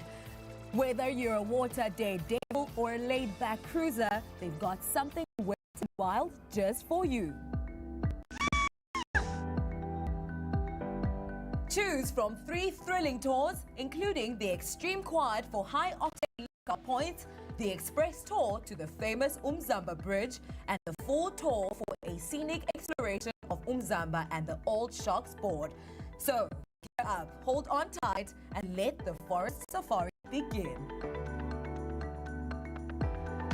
Listen, every second is a picture-perfect moment when you are out here. I am now on the Mzamba Bridge, taking in the serenity and the beauty of the natural surroundings, something that I need after such an adrenaline-fueled day filled with thrilling activities. Indulge in a culinary journey at Chico's restaurant, where the flavors of the Indian Ocean meet exquisite dining. Start your day with a scrumptious buffet breakfast or treat yourself to a delightful dinner, all while savoring the mesmerizing ocean views. From mouth-watering carvery to aromatic curries, fresh salads to sizzling stir-fry, and an array of heavenly desserts, their menu promises to tantalize your taste buds. Kutle, living your best life. That was amazing. Now stick around, because later in the show we'll be back to find out about all the adventurous activities she experienced on her coastal getaway. We'll be back right after these.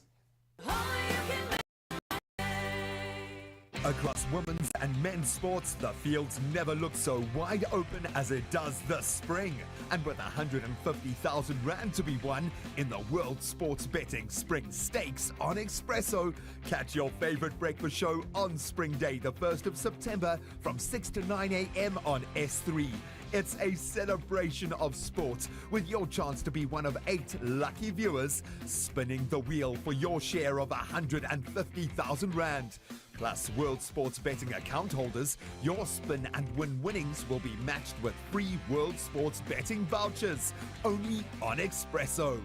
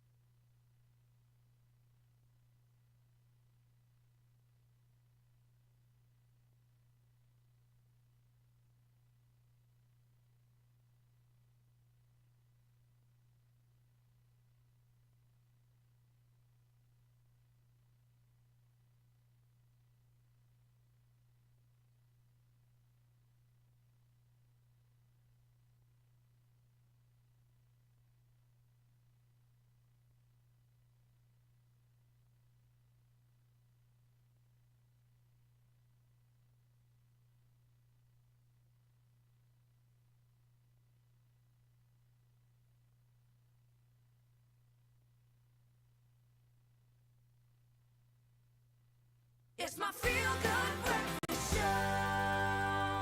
Welcome back. You are tuned into your Feel Good Breakfast Show on this wonderful Tuesday morning, 4 minutes past 8 o'clock. Let's get one last round of your news headlines.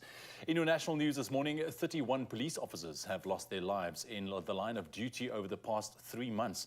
Now, Police Minister Becky Cele said addressed hundreds of mourners at the funeral of Sergeant Kedimetse Masilo in Schweizer-Reneke in Northwest, and that was on Sunday. Now, Masilo and a colleague, Constable Kaetse Mandindi, were killed last week while tracing stolen vehicle in Kimberley. Now, Cele said, and I quote, "If force is required, be reasonable and proportional, but I plead with you, don't die with the resources and tools that we have given you."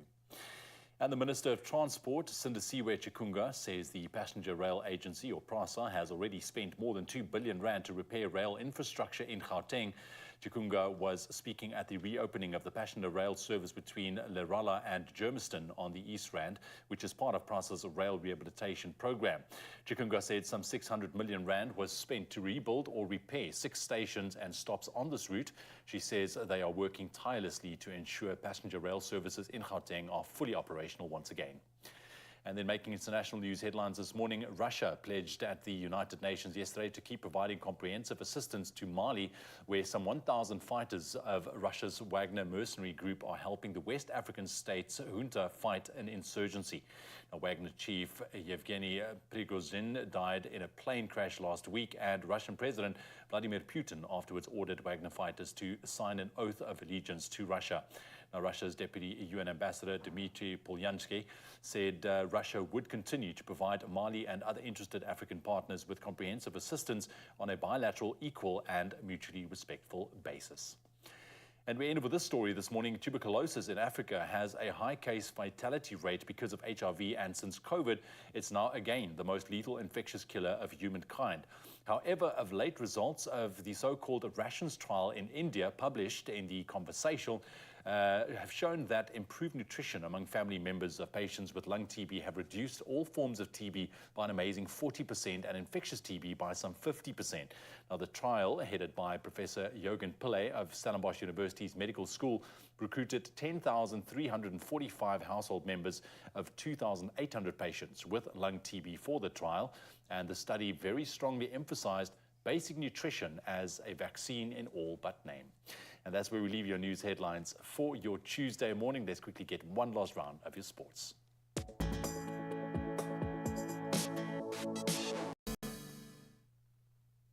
Thanks so much, Ewan. Let's start with rugby, and great news for the All Blacks, as Scott Barrett is now confirmed to take the field in their all-important encounter against France in their Rugby World Cup opener on the 8th of September at the Stade de France. So after a possible suspension scare due to his sending off against the Springboks this past weekend, World Rugby has now announced no further penalties for Barrett.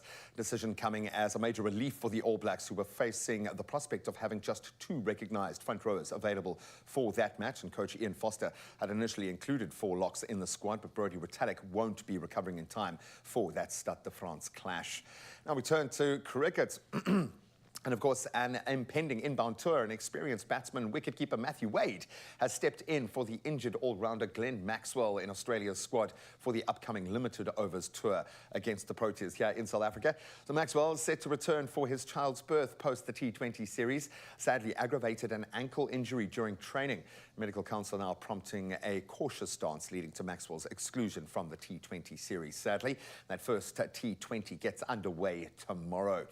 Now let's return to a continually evolving story in football, as Spanish prosecutors are now looking into potential sexual aggression charges against Luis Rubiales, head of the country's soccer federation. So the investigation, of course, stemming from an unwelcome kiss Rubiales gave star player Jenny Hermoso during Spain's Women's World Cup win and the celebrations thereafter on the 20th of August. The Spanish prosecutor's office plans to inform Hermosa of her rights as a possible victim in the coming days. This comes as Rubiales faces provisional suspension by FIFA, prompting an urgent meeting by the Spanish Football Federation, or RFEF themselves. Now on to tennis. We've still got to get through the last big Grand Slam of the year, and defending champion Iga Swiatek is laying down a marker. She initiated her US Open campaign, completely overwhelming unseeded Rebecca Peterson from Sweden in straight sets. So the world #1 secured a swift 6-love, 6-1 triumph during her comeback to Arthur Ashe Stadium, wrapping up the match in just 58 minutes. Swiatek facing a challenge from Arina Sabalenka for that top ranking in the world at the moment. She clinched the first set in a mere 25 minutes, with her sights now set on a 5th Grand Slam title. The Polish player definitely one to watch, and her next opponent will be Australia's Daria Saville in the 2nd round. But I think she is definitely out-and-out favourite for this one, and that's where we leave our sport for this Tuesday morning. The road's definitely up and running now. Let's let Zoe give you the latest.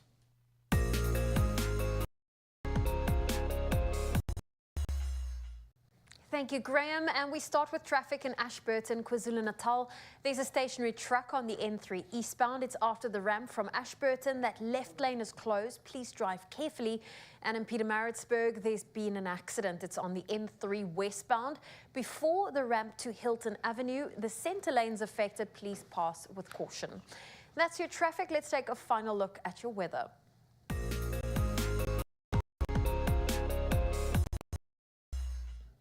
And for your Tuesday morning, let's jump into your temperatures. Starting off in Polokwane, a low of 6 with a high of 20 can be expected. Mbombela, 9:23. A sunny day in Pretoria, 7's your low, 24 your high. Johannesburg, 6:23. Mahikeng, 8:25. If you're in Klerksdorp, a sunny day with a low of 6 and a high of 25. Kimberley, 11:25. Bloemfontein, 5:24. Richards Bay, 15, reaching a high of 24 for today. Pietermaritzburg, 10:25. Durban, 14, with a high of 23. Partly cloudy conditions in Mthatha, 9's your low, 29 your high. East London, 16:26. Cradock, 7, reaching a high of 29. Gqeberha, 17, with a high of 29. George, 17:29. Cape Town, sunny, a low of 16, a high of 29. Worcester, 19, reaching a high of 30. Sutherland, 10, reaching a high of 22. And Uppington, your low for today is 14 and your high 29 degrees Celsius. Well, continue to share those sunrise views with us. Our number is 063 408 8863. Thank you so much, Zozo. 1 hour of the show to dive into, and we are celebrating Pharmacy Month in September. We cannot wait to connect with the Pharmacy Council to find out what they have got planned. And then, of course, we are going to live vicariously through our Kutle, who continues her adventure at the amazing Wild Coast Sun Resort. Yes, you will get a little jelly, and it's okay. Summer's coming. We can all get out there. We'll see you for that in just a moment.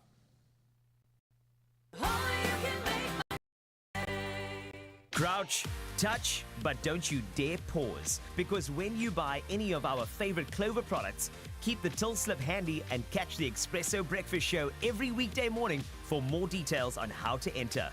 While you're battling for rugby's greatest prize, you can win your share of 80,000 rands worth of Weber Prize.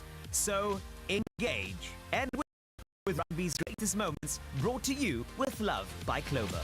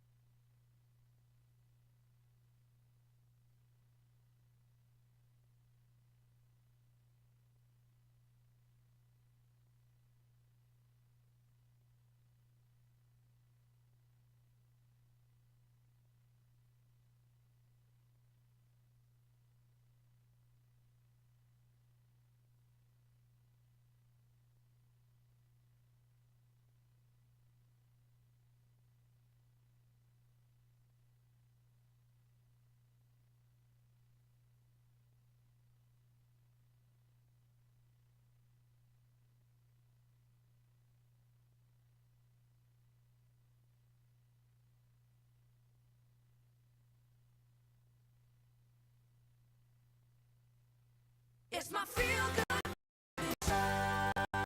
Welcome back to your Feel Good Breakfast Show, Expresso, live on S3. Listen, I hope that you are feeling good because September is around the corner, about to take center stage, and so is Pharmacy Month in South Africa. We are here to celebrate our unsung heroes who ensure to steer our community towards robust health care. Now, in proud association with Adcock Ingram OTC, sponsors of Brave, we are here to celebrate these magicians alongside their assistants who make sure that we are healthy and happy. Coming to you live from Kalabeng Mamelodi Pharmacy, we are with the president of the South African Pharmacy Council, Mogologolo Pasha, who will be shedding more light to this topic. A very good morning to you, sir. Thank you for starting the day with us. Morning. Great to be here this morning. Now, let's start with, how you would describe the current state of our healthcare in South Africa.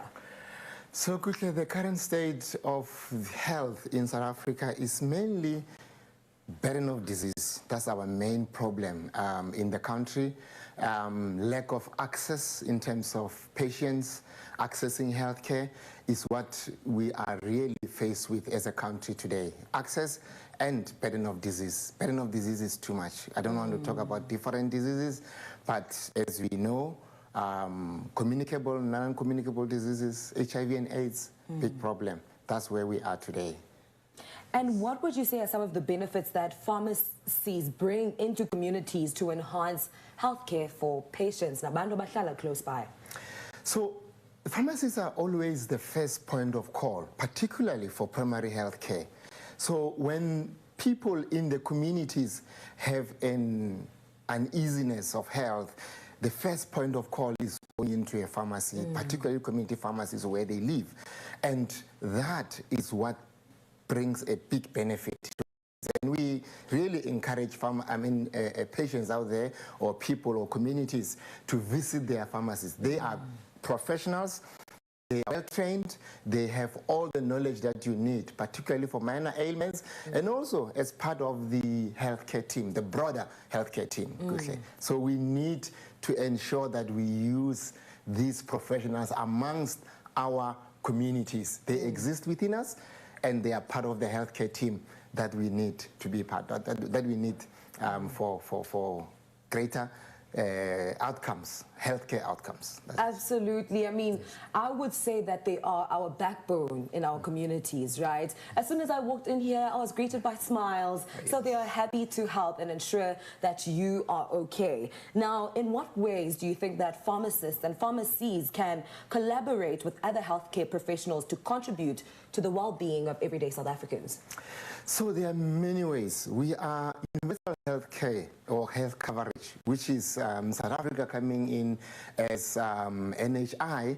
It is one way at which we are going to find pharmacists being in the center of the healthcare team.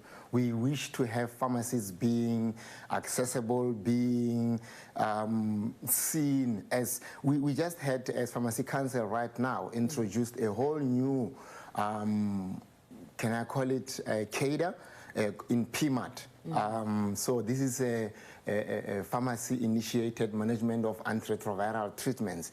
So this is one way where we are bringing the pharmacists to be in the center stage of healthcare. So PMAT, we are going to increase access of patients living with, or people living with HIV and AIDS. They are going to now be able to go and see pharmacists and be able to be treated, initiated therapy by pharmacists. And there's already other PCDT, primary care drug therapy. We want patients to be able to walk into a pharmacy and also receive those kind of treatments and services from our pharmacies.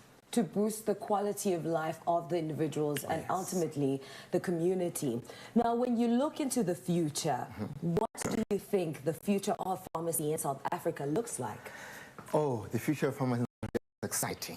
One of the parts that excites us, I've talked about PMAT, which is a very important part as part of the future of pharmacy. But one of the most important part is the different specialties of pharmacies.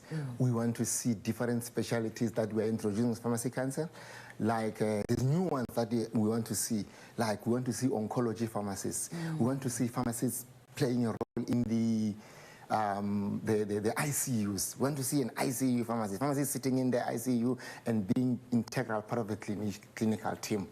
That's what we want to see. And I think the future is bright for pharmacists. We want more pharmacists to go, and I mean more students to go and train as pharmacists, because we really are excited as Pharmacy Council in terms of the future of pharmacy going forward. That's absolutely beautiful. And the way that you speak about it, you speak about it with so much passion. Why would you say that young people watching right now should consider a career in pharmacy, actually? It's a pharmacist is one of these experts in medicine that you really become proud as a pharmacist, because you know that there's no challenge that can be brought to you that you cannot handle, which is regarding medicine.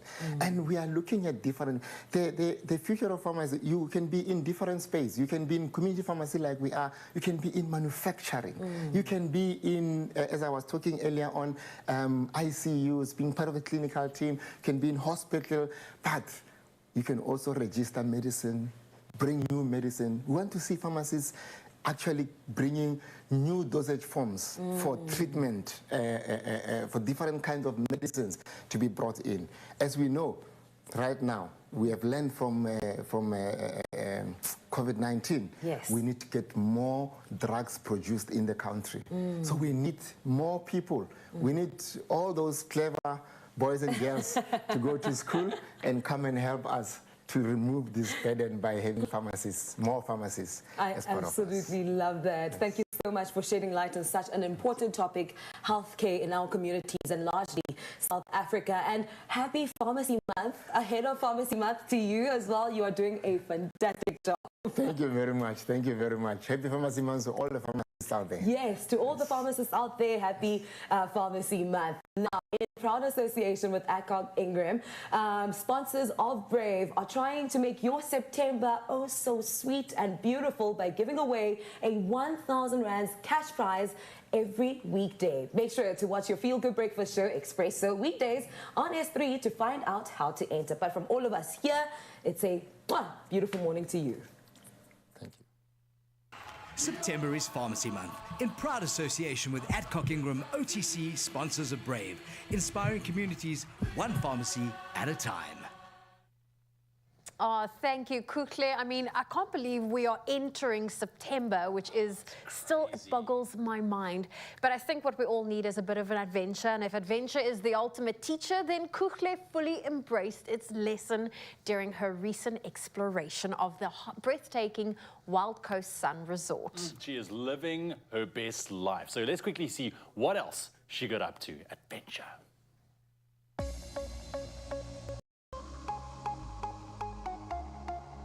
As the sun rises over the horizon, casting a warm glow over the sandy beaches, it's now time to wake up to another magical day here at Wild Coast Sun. I've had a full night's rest. Right now, it's time for a breakfast spread fit for beach-loving royalty.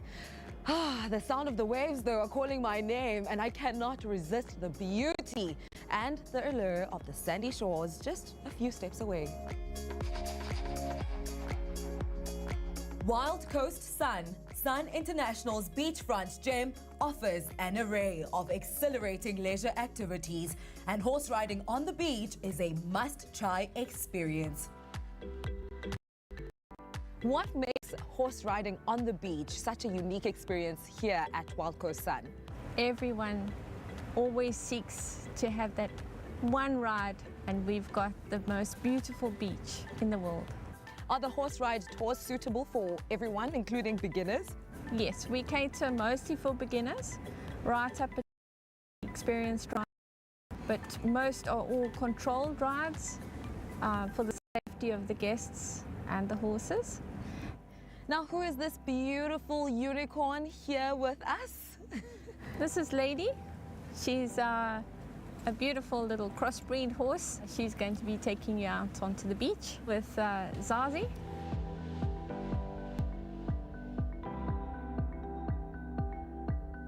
With Ocean Trails Equestrian Center guiding the way, you can make your dream of riding horses on the beach a reality. Soak in the magic, embrace the adventure, and create unforgettable memories at this family holiday destination that's been captivating guests for over 40 years.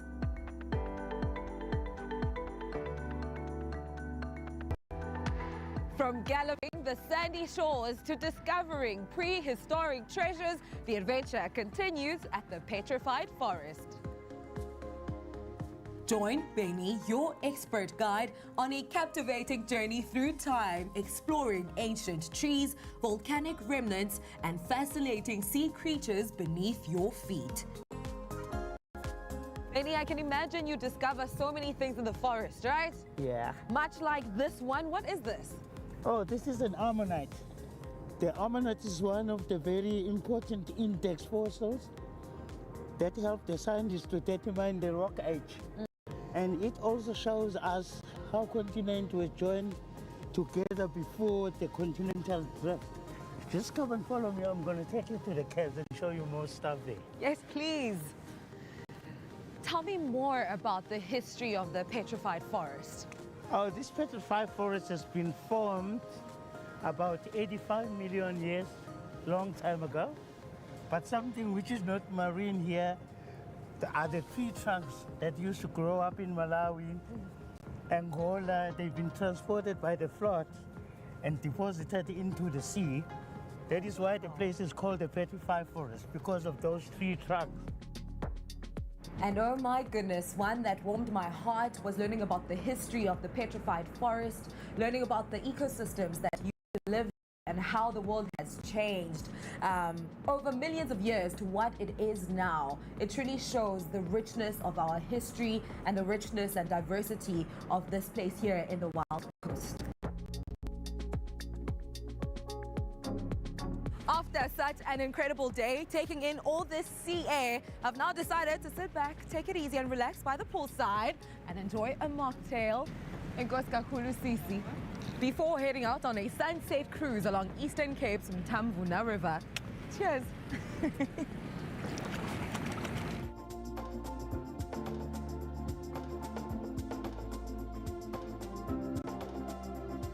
Oh my goodness, what a magical past couple of days here at the Wild Coast Sun, from experiencing exciting, exhilarating activities balanced with the tranquility of the beach and serene surroundings of the hotel. I haven't even left yet, but let me tell you, I'm already planning to come back to create some more unforgettable memories. So, do yourselves a favor, not just yourself, your family, your friends, your partner, and book your summer spring vacations right now and experience the enchantment of the Wild Coast Sun yourself.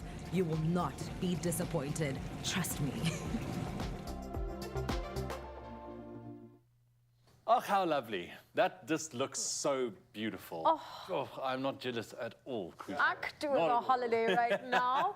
And the Wild Coast Sun Resort, they are giving one lucky viewer and their partner the chance to win a 2-night stay that includes breakfast, access into the Wild Waves water park, and one specified activity each, all to the value of 8,000 Rand. Listen, I know I cannot, but if I were you, I would jump on this right now. Now, to enter, head on over to our competition post on our Expresso social media pages and tell us, very simply, what is the first thing that you would do when you arrive at the Wild Coast Sun? And also don't forget to include that all-important hashtag Wild Coast Sun Resort.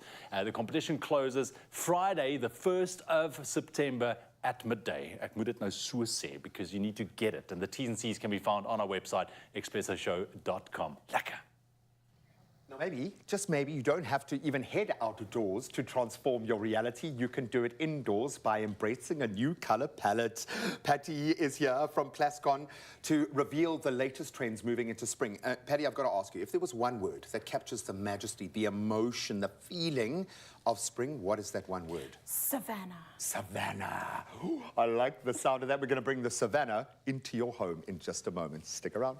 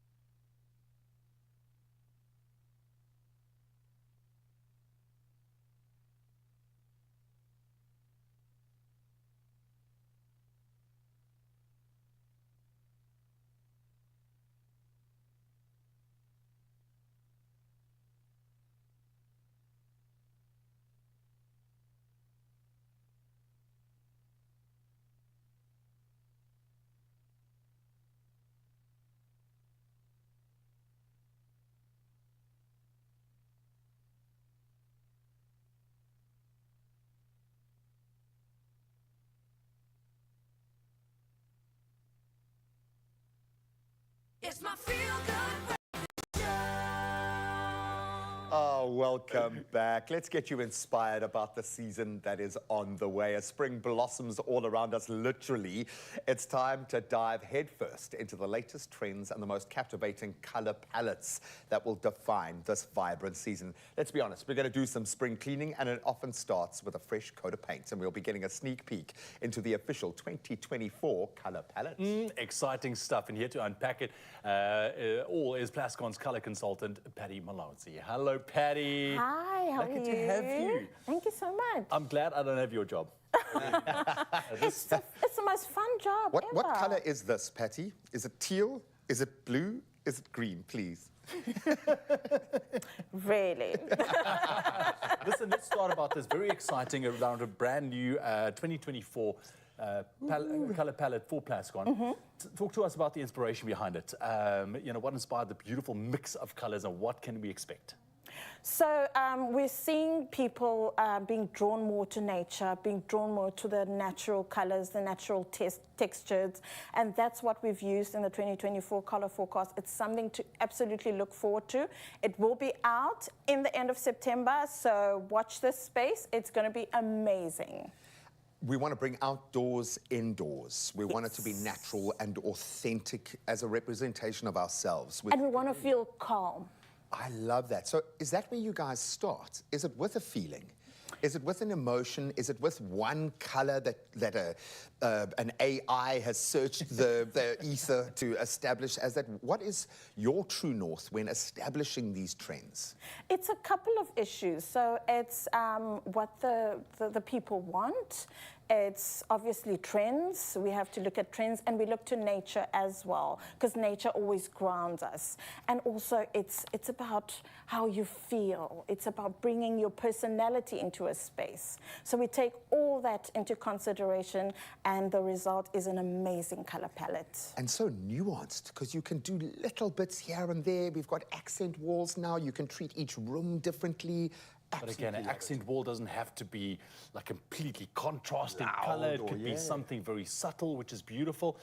Highlight some of the colors that you are particularly excited about. I absolutely love the yellows. I'm into a happy mood at the moment.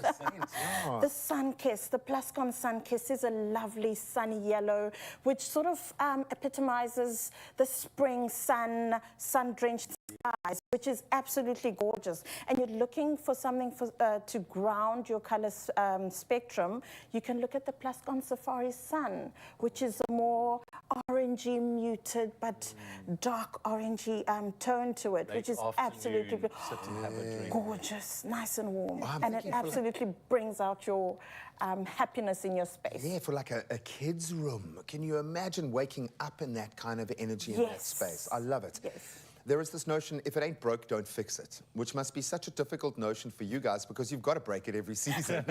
But you need to have tradition. You need to have those OGs, those favorites, because people will go as a cornerstone back to something that they've grown up with, they know and they trust.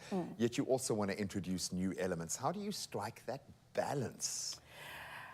Striking a balance can be tricky, but it's actually quite easy. So what you do is, first and foremost, just do what you want. Do what you feel like at that particular time. You know, winter is a time to be cozy and all warm and yes. So look for colors that will give you that feeling. And then in summer, you want to be happy, you want to be vibrant, you want to be playful.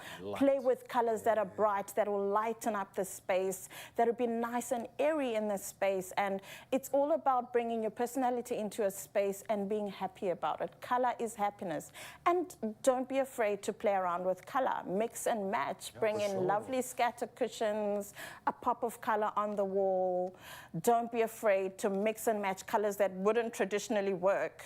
I mean, there's no... Exactly. Well, look at us. I know.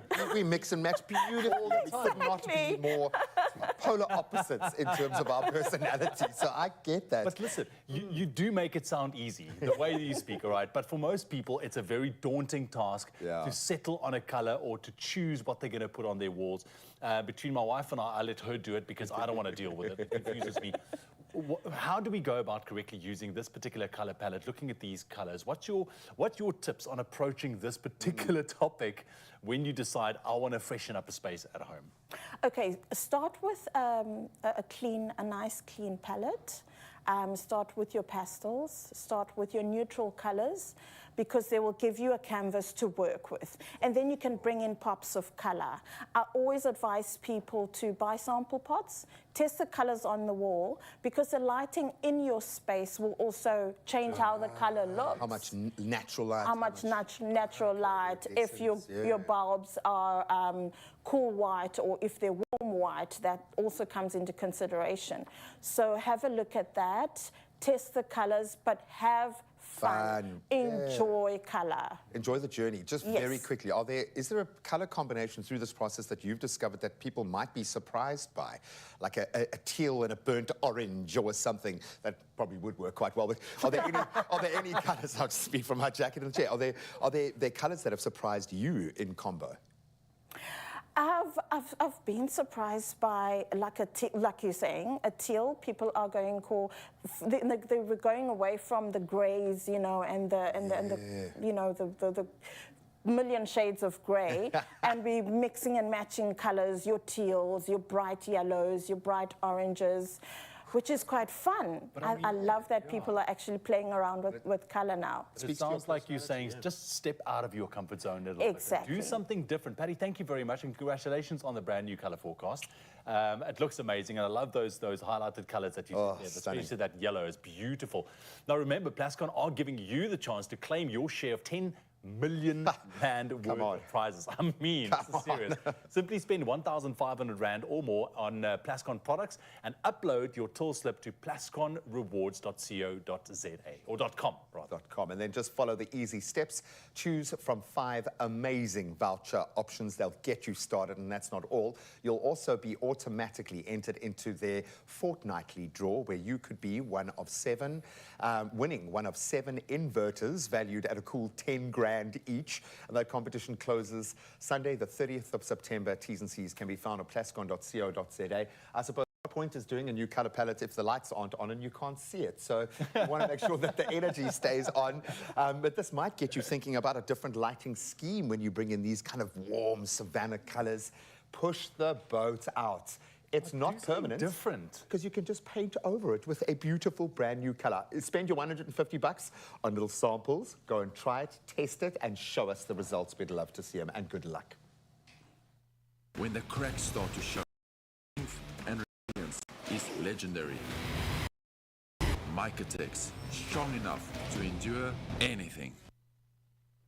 Well, there is the most incredible atmosphere in studio right now, and we thought, why not bring you behind the scenes to give you an exclusive look at our Expresso family, and we are using the Samsung Galaxy Z Flip 5.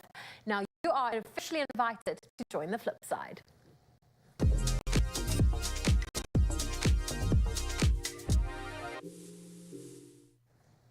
And what is quite amazing is the Flip 5 has new hinges called the Flex hinge, which really adds to the durability of the design. It really gives you that instant incredibleness that you can use the Flip in its flip form. And you can also use it as a little bit of a perfect little mirror to just to like fix up your lipstick. And what is amazing is it gives this phone that incredible of armor that is made out of aluminium. So I'm simply just touching up my lips. As you can see, I've got the screen on and we've got full mode, and I can touch up my lips, which is always tricky to do while you talk, you know. But this device is incredible because you can have it full screen like that. You can play around with the screens. You can open it up fully and have the full version, or you can simply close the screen, and you can also enjoy front side where you simply click. Okay, we can open it up, show you the camera, and it is really cool and easy to use that way. But I actually want to show you, this is my favorite part, where when you close it and you can also use the front part, because this camera is nice and small, it can fit into your pocket, and it really just adds more convenient, so you can still take a snap a selfie this way. I love if you wave your hand, it takes the photo for you. There we go. Now you need this device, and that's going to not only give you incredible quality and great features, but also sports a sleek design that is built to last. I think I'm going to stay here and work on my selfie game.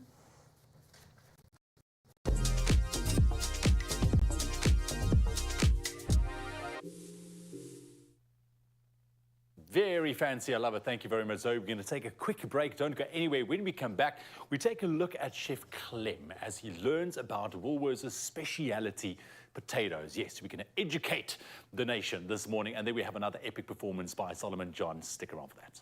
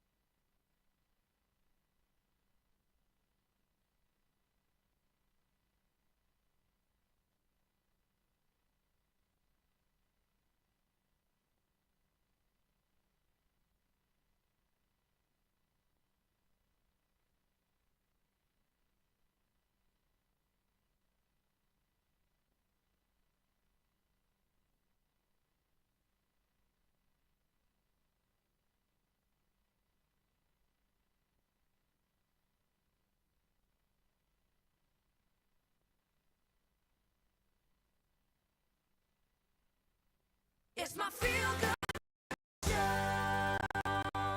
Welcome back. Earlier, before the ad break on your Feel Good Breakfast Show, we were talking about sprucing up your space. Now, while we get inspired for our home colors, let's spruce up our meals with some flavors. Indeed. Now, here's a question. Have you tried Woolies' speciality potatoes? Well, Chef Clem recently visited their potato supplier in the Sunveld region to learn more about the different varieties, and I'm bad at this. So this is a good thing for me as well. So different varieties of those potatoes. Let's quickly have a look.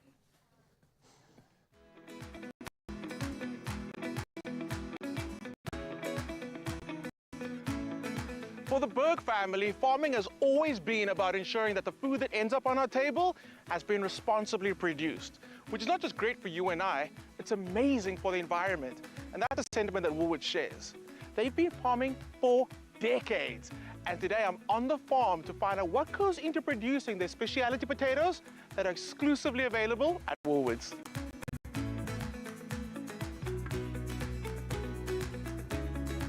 So John, your relationship with Woolworths, or the partnership, where did this relationship begin? How did it all start? It started many, many years ago. In fact, it started in 1985.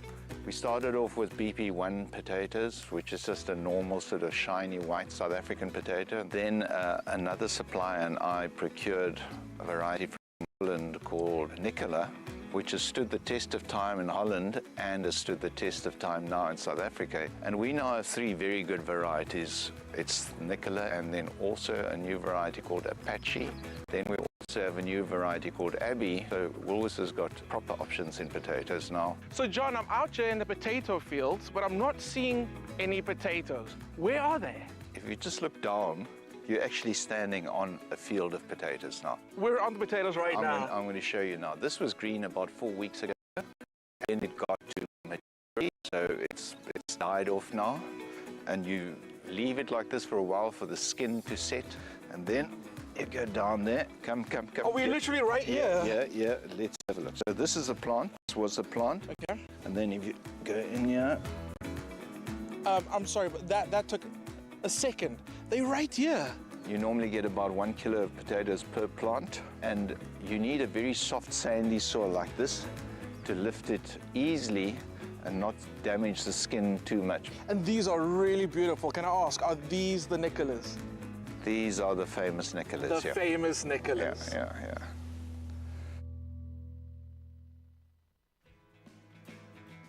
The Berg family has been farming for 9 generations, and John has handed the reins over to his sons.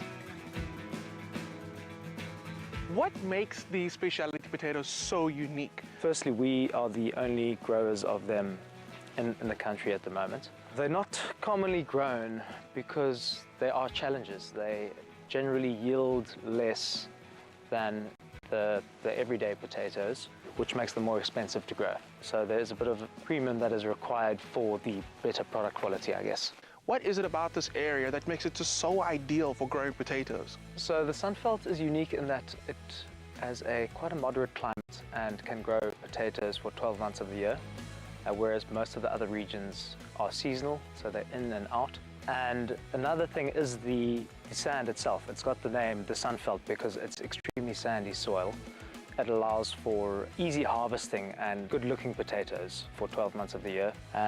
It doesn't get the same production as some of the other regions at certain times of the year, but because it has consistent production, the eating quality of the Sunveld is and better than the regions in the most part. As a proudly South African retailer with 90% of the fresh vegetables we get being grown locally by a network of farmers, I've got to ask a question. Why is it so important for Woolworths to support these local projects and farmers, specifically when growing fresh vegetables? Local is so lekker, and it's important. By supporting local businesses, Woolworths supports local job creation and also helps to reduce our carbon footprint. Local means that we understand the lay of the land, we understand the climate, we understand the terroir, and can make decisions about where best to grow the produce and crop rotate in order to extend our local seasons. How does Woolies go about selecting the varieties that they'll make available for the customers? Sure, Clem, good question. With over 5,000 potato varieties out there, we start with where we do with all innovation, and that's with the customer, and consider how we meet their needs. How do you offer a customer everything from a all-purpose, everyday potato to something more special and different? And then also think about the trends we've seen, consider what we've tasted abroad, and then marry that up to see how it grows in local soils. Mentioning what the climate brings to production, how has it affected your farming practices? We try and work with the nature, so we have a very minimalist approach to farming. Efficient use of resources, water in particular. We monitor water through probes in the fields and make sure we are not wasteful with water. And fertilizer, they go hand in hand. And then just using modern farming practices, leaf analysis, soil analysis, making sure we're scientific with what we are doing to get optimal yield and maximize resources. And then I've got to ask this question, being a potato farmer, your favorite way to enjoy a potato, if you have one? There are many ways to enjoy a potato, and it often depends on the mood or the day and the variety, I guess. So my personal favorite is because it's simple and easy. It's just cutting the potato in half and putting it on some olive oil and salt and rosemary and roasting it. The specialty potatoes are so beautiful to look at, but what can customers expect when it comes to taste? Each of our specialty potatoes is selected for its unique flavor and also for its end cooking use. So our Nicola potato, it's probably best known because it's been for 20 years now. And this Mediterranean potato is a perfect oval shape with a yellow skin that stays perfectly intact when it's boiled, which really does make for the ultimate potato salad. Then we have our patchy that is easily recognizable by its patchy skin. And this is a floury potato, which means it's perfect for roasting. And my absolute best is to smash it up a little bit in the cooking process to expose all those floury bits that turn golden and crispy in the air fryer. And then our latest introduction is Little Miss Abby.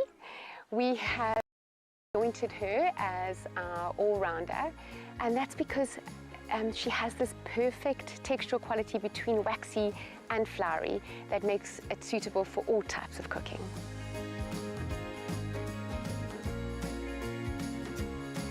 Oh, Andres, these look amazing. Please tell me you made them. No, I'll be lying. I'll be lying. Well, anyway, you know what they say, when the potatoes are ready, we have to eat. So let's please try it.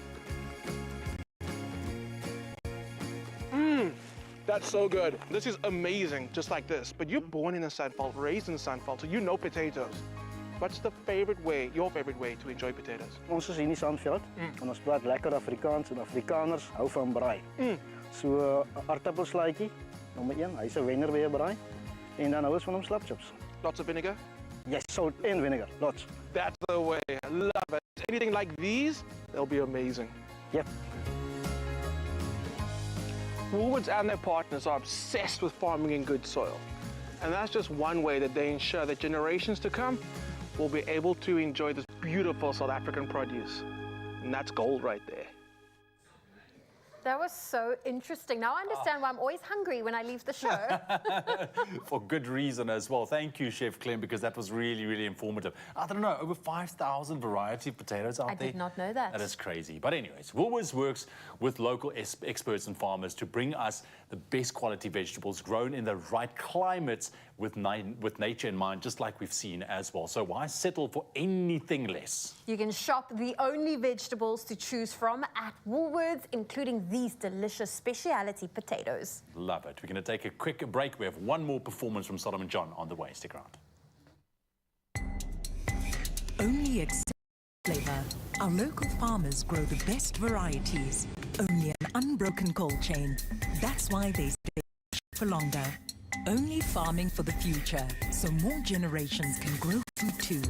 The only vegetables to choose.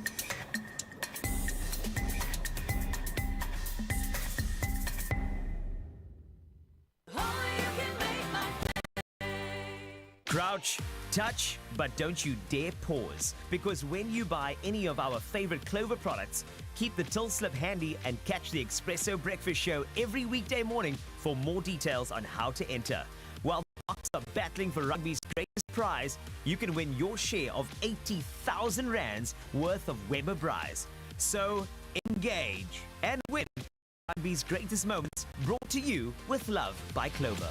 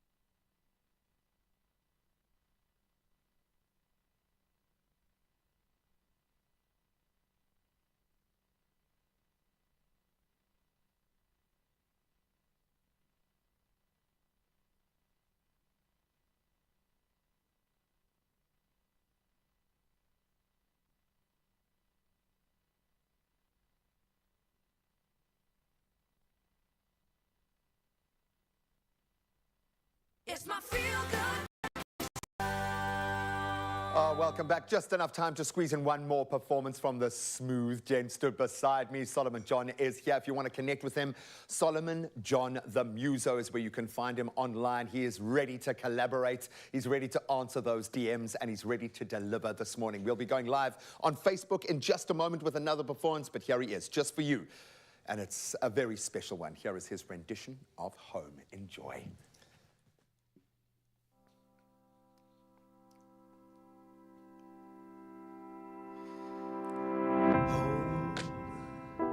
She's calling in the night.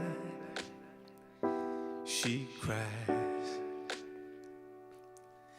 love, I'm falling in your arms. I try, long to know, to heal, to grow. Story in my mind, comfort calls beyond the road you'll find. If the words don't come out right, if I leave before tonight, if I never get to feel you next to me,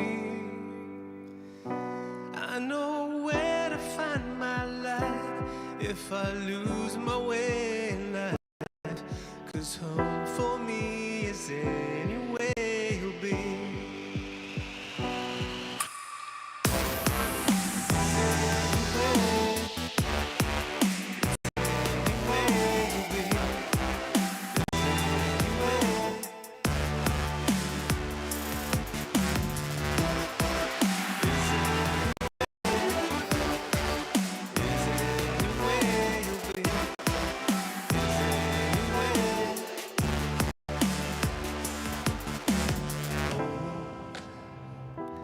I'm calling in the night.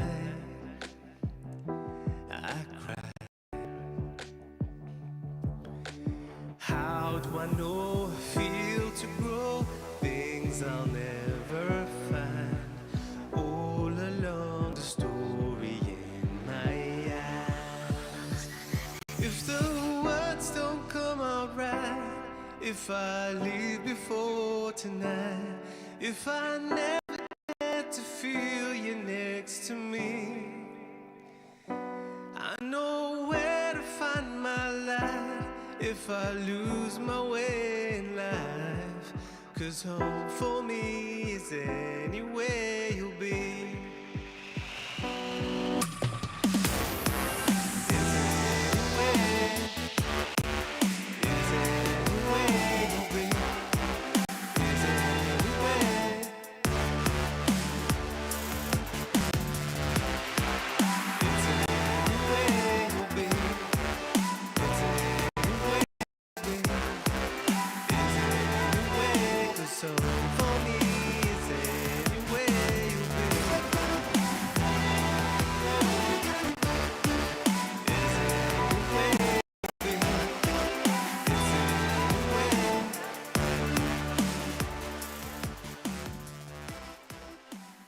Another feel-good production.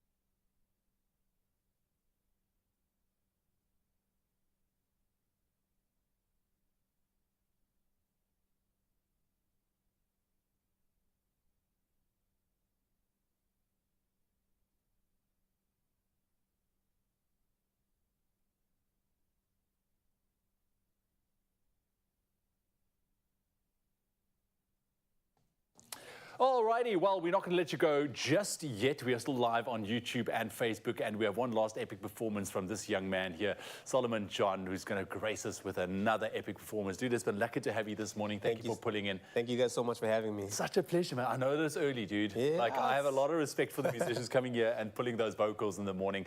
Listen, chat to me very quickly. Where are you currently in your musical journey? What's lying ahead for you? So right now I'm really at the stage of pushing out as much as I can. I'm really about collaborations. I have a few good things coming up. B Killer, Black Samurai, and I will be doing an electronic EP. Nice. And then I'm working with a DJ called Liban, and we're doing a remix of a very popular song, which you're going to hear soon. So it's really about pushing the vibes. I have a reggae sort of vibe with Don Bunji and Brogan the Band. So that's more singles coming out as well in the next few months. Sounds like you're quite diversifying yourself as well in these different spaces. Yeah, as a songwriter, it's tough to choose one because whenever the melody gets to you, it's like, oh, you got to make it fit. And that's how it goes. And I really enjoy that process because there's so many good musicians in South Africa that, you know, to work with them is an awesome experience. And the more you can work with different people, the better you become. Absolutely. You're in the mix, my friend. Step in there and do your most. Yeah. Where do people follow you? How do they get in touch with you? See your bookings and upcoming performances? Yeah, so everything is through my social media. You can find me at Solomon John the Muso, whatever, Facebook, Instagram, everywhere. Fantastic. Right, so we have one last performance. What are you doing for us? And tell me about the song. Yeah, so the song is called First Class Geek. It's really, I wrote this one thinking about my time at high school and university. Obviously, it wasn't as cool back then, but I think it's a song that everyone can relate to, some part of them, to say, look, hey, it was what it was, but things change. Not just a geek, a first-class geek. A first-class geek, exactly. All right, my friend. Stage is yours. Take it away. Solomon John with First-Class Geek. Leave me on red. Even though you had an hour to step out of the shower to dancing on your bed, wearing nothing but a towel to jump around and smile to. And I know you got a million people watching all the things you do, but I guess it's just a little more time to make me fall in love with you. Hey, baby, it's me. I'm just a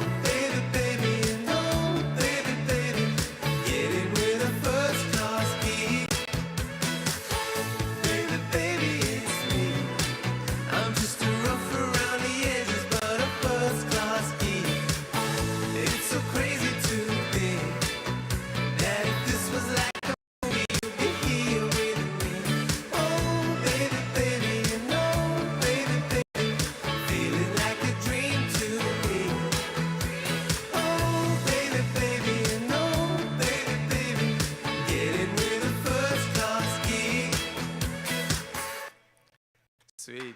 Oh, sweet indeed. Solomon John on your Feel Good Breakfast Show live on YouTube and Facebook. My friend put it there.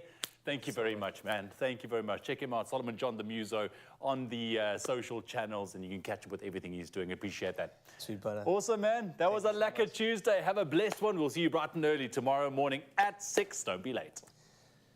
Cool. Thanks, bro.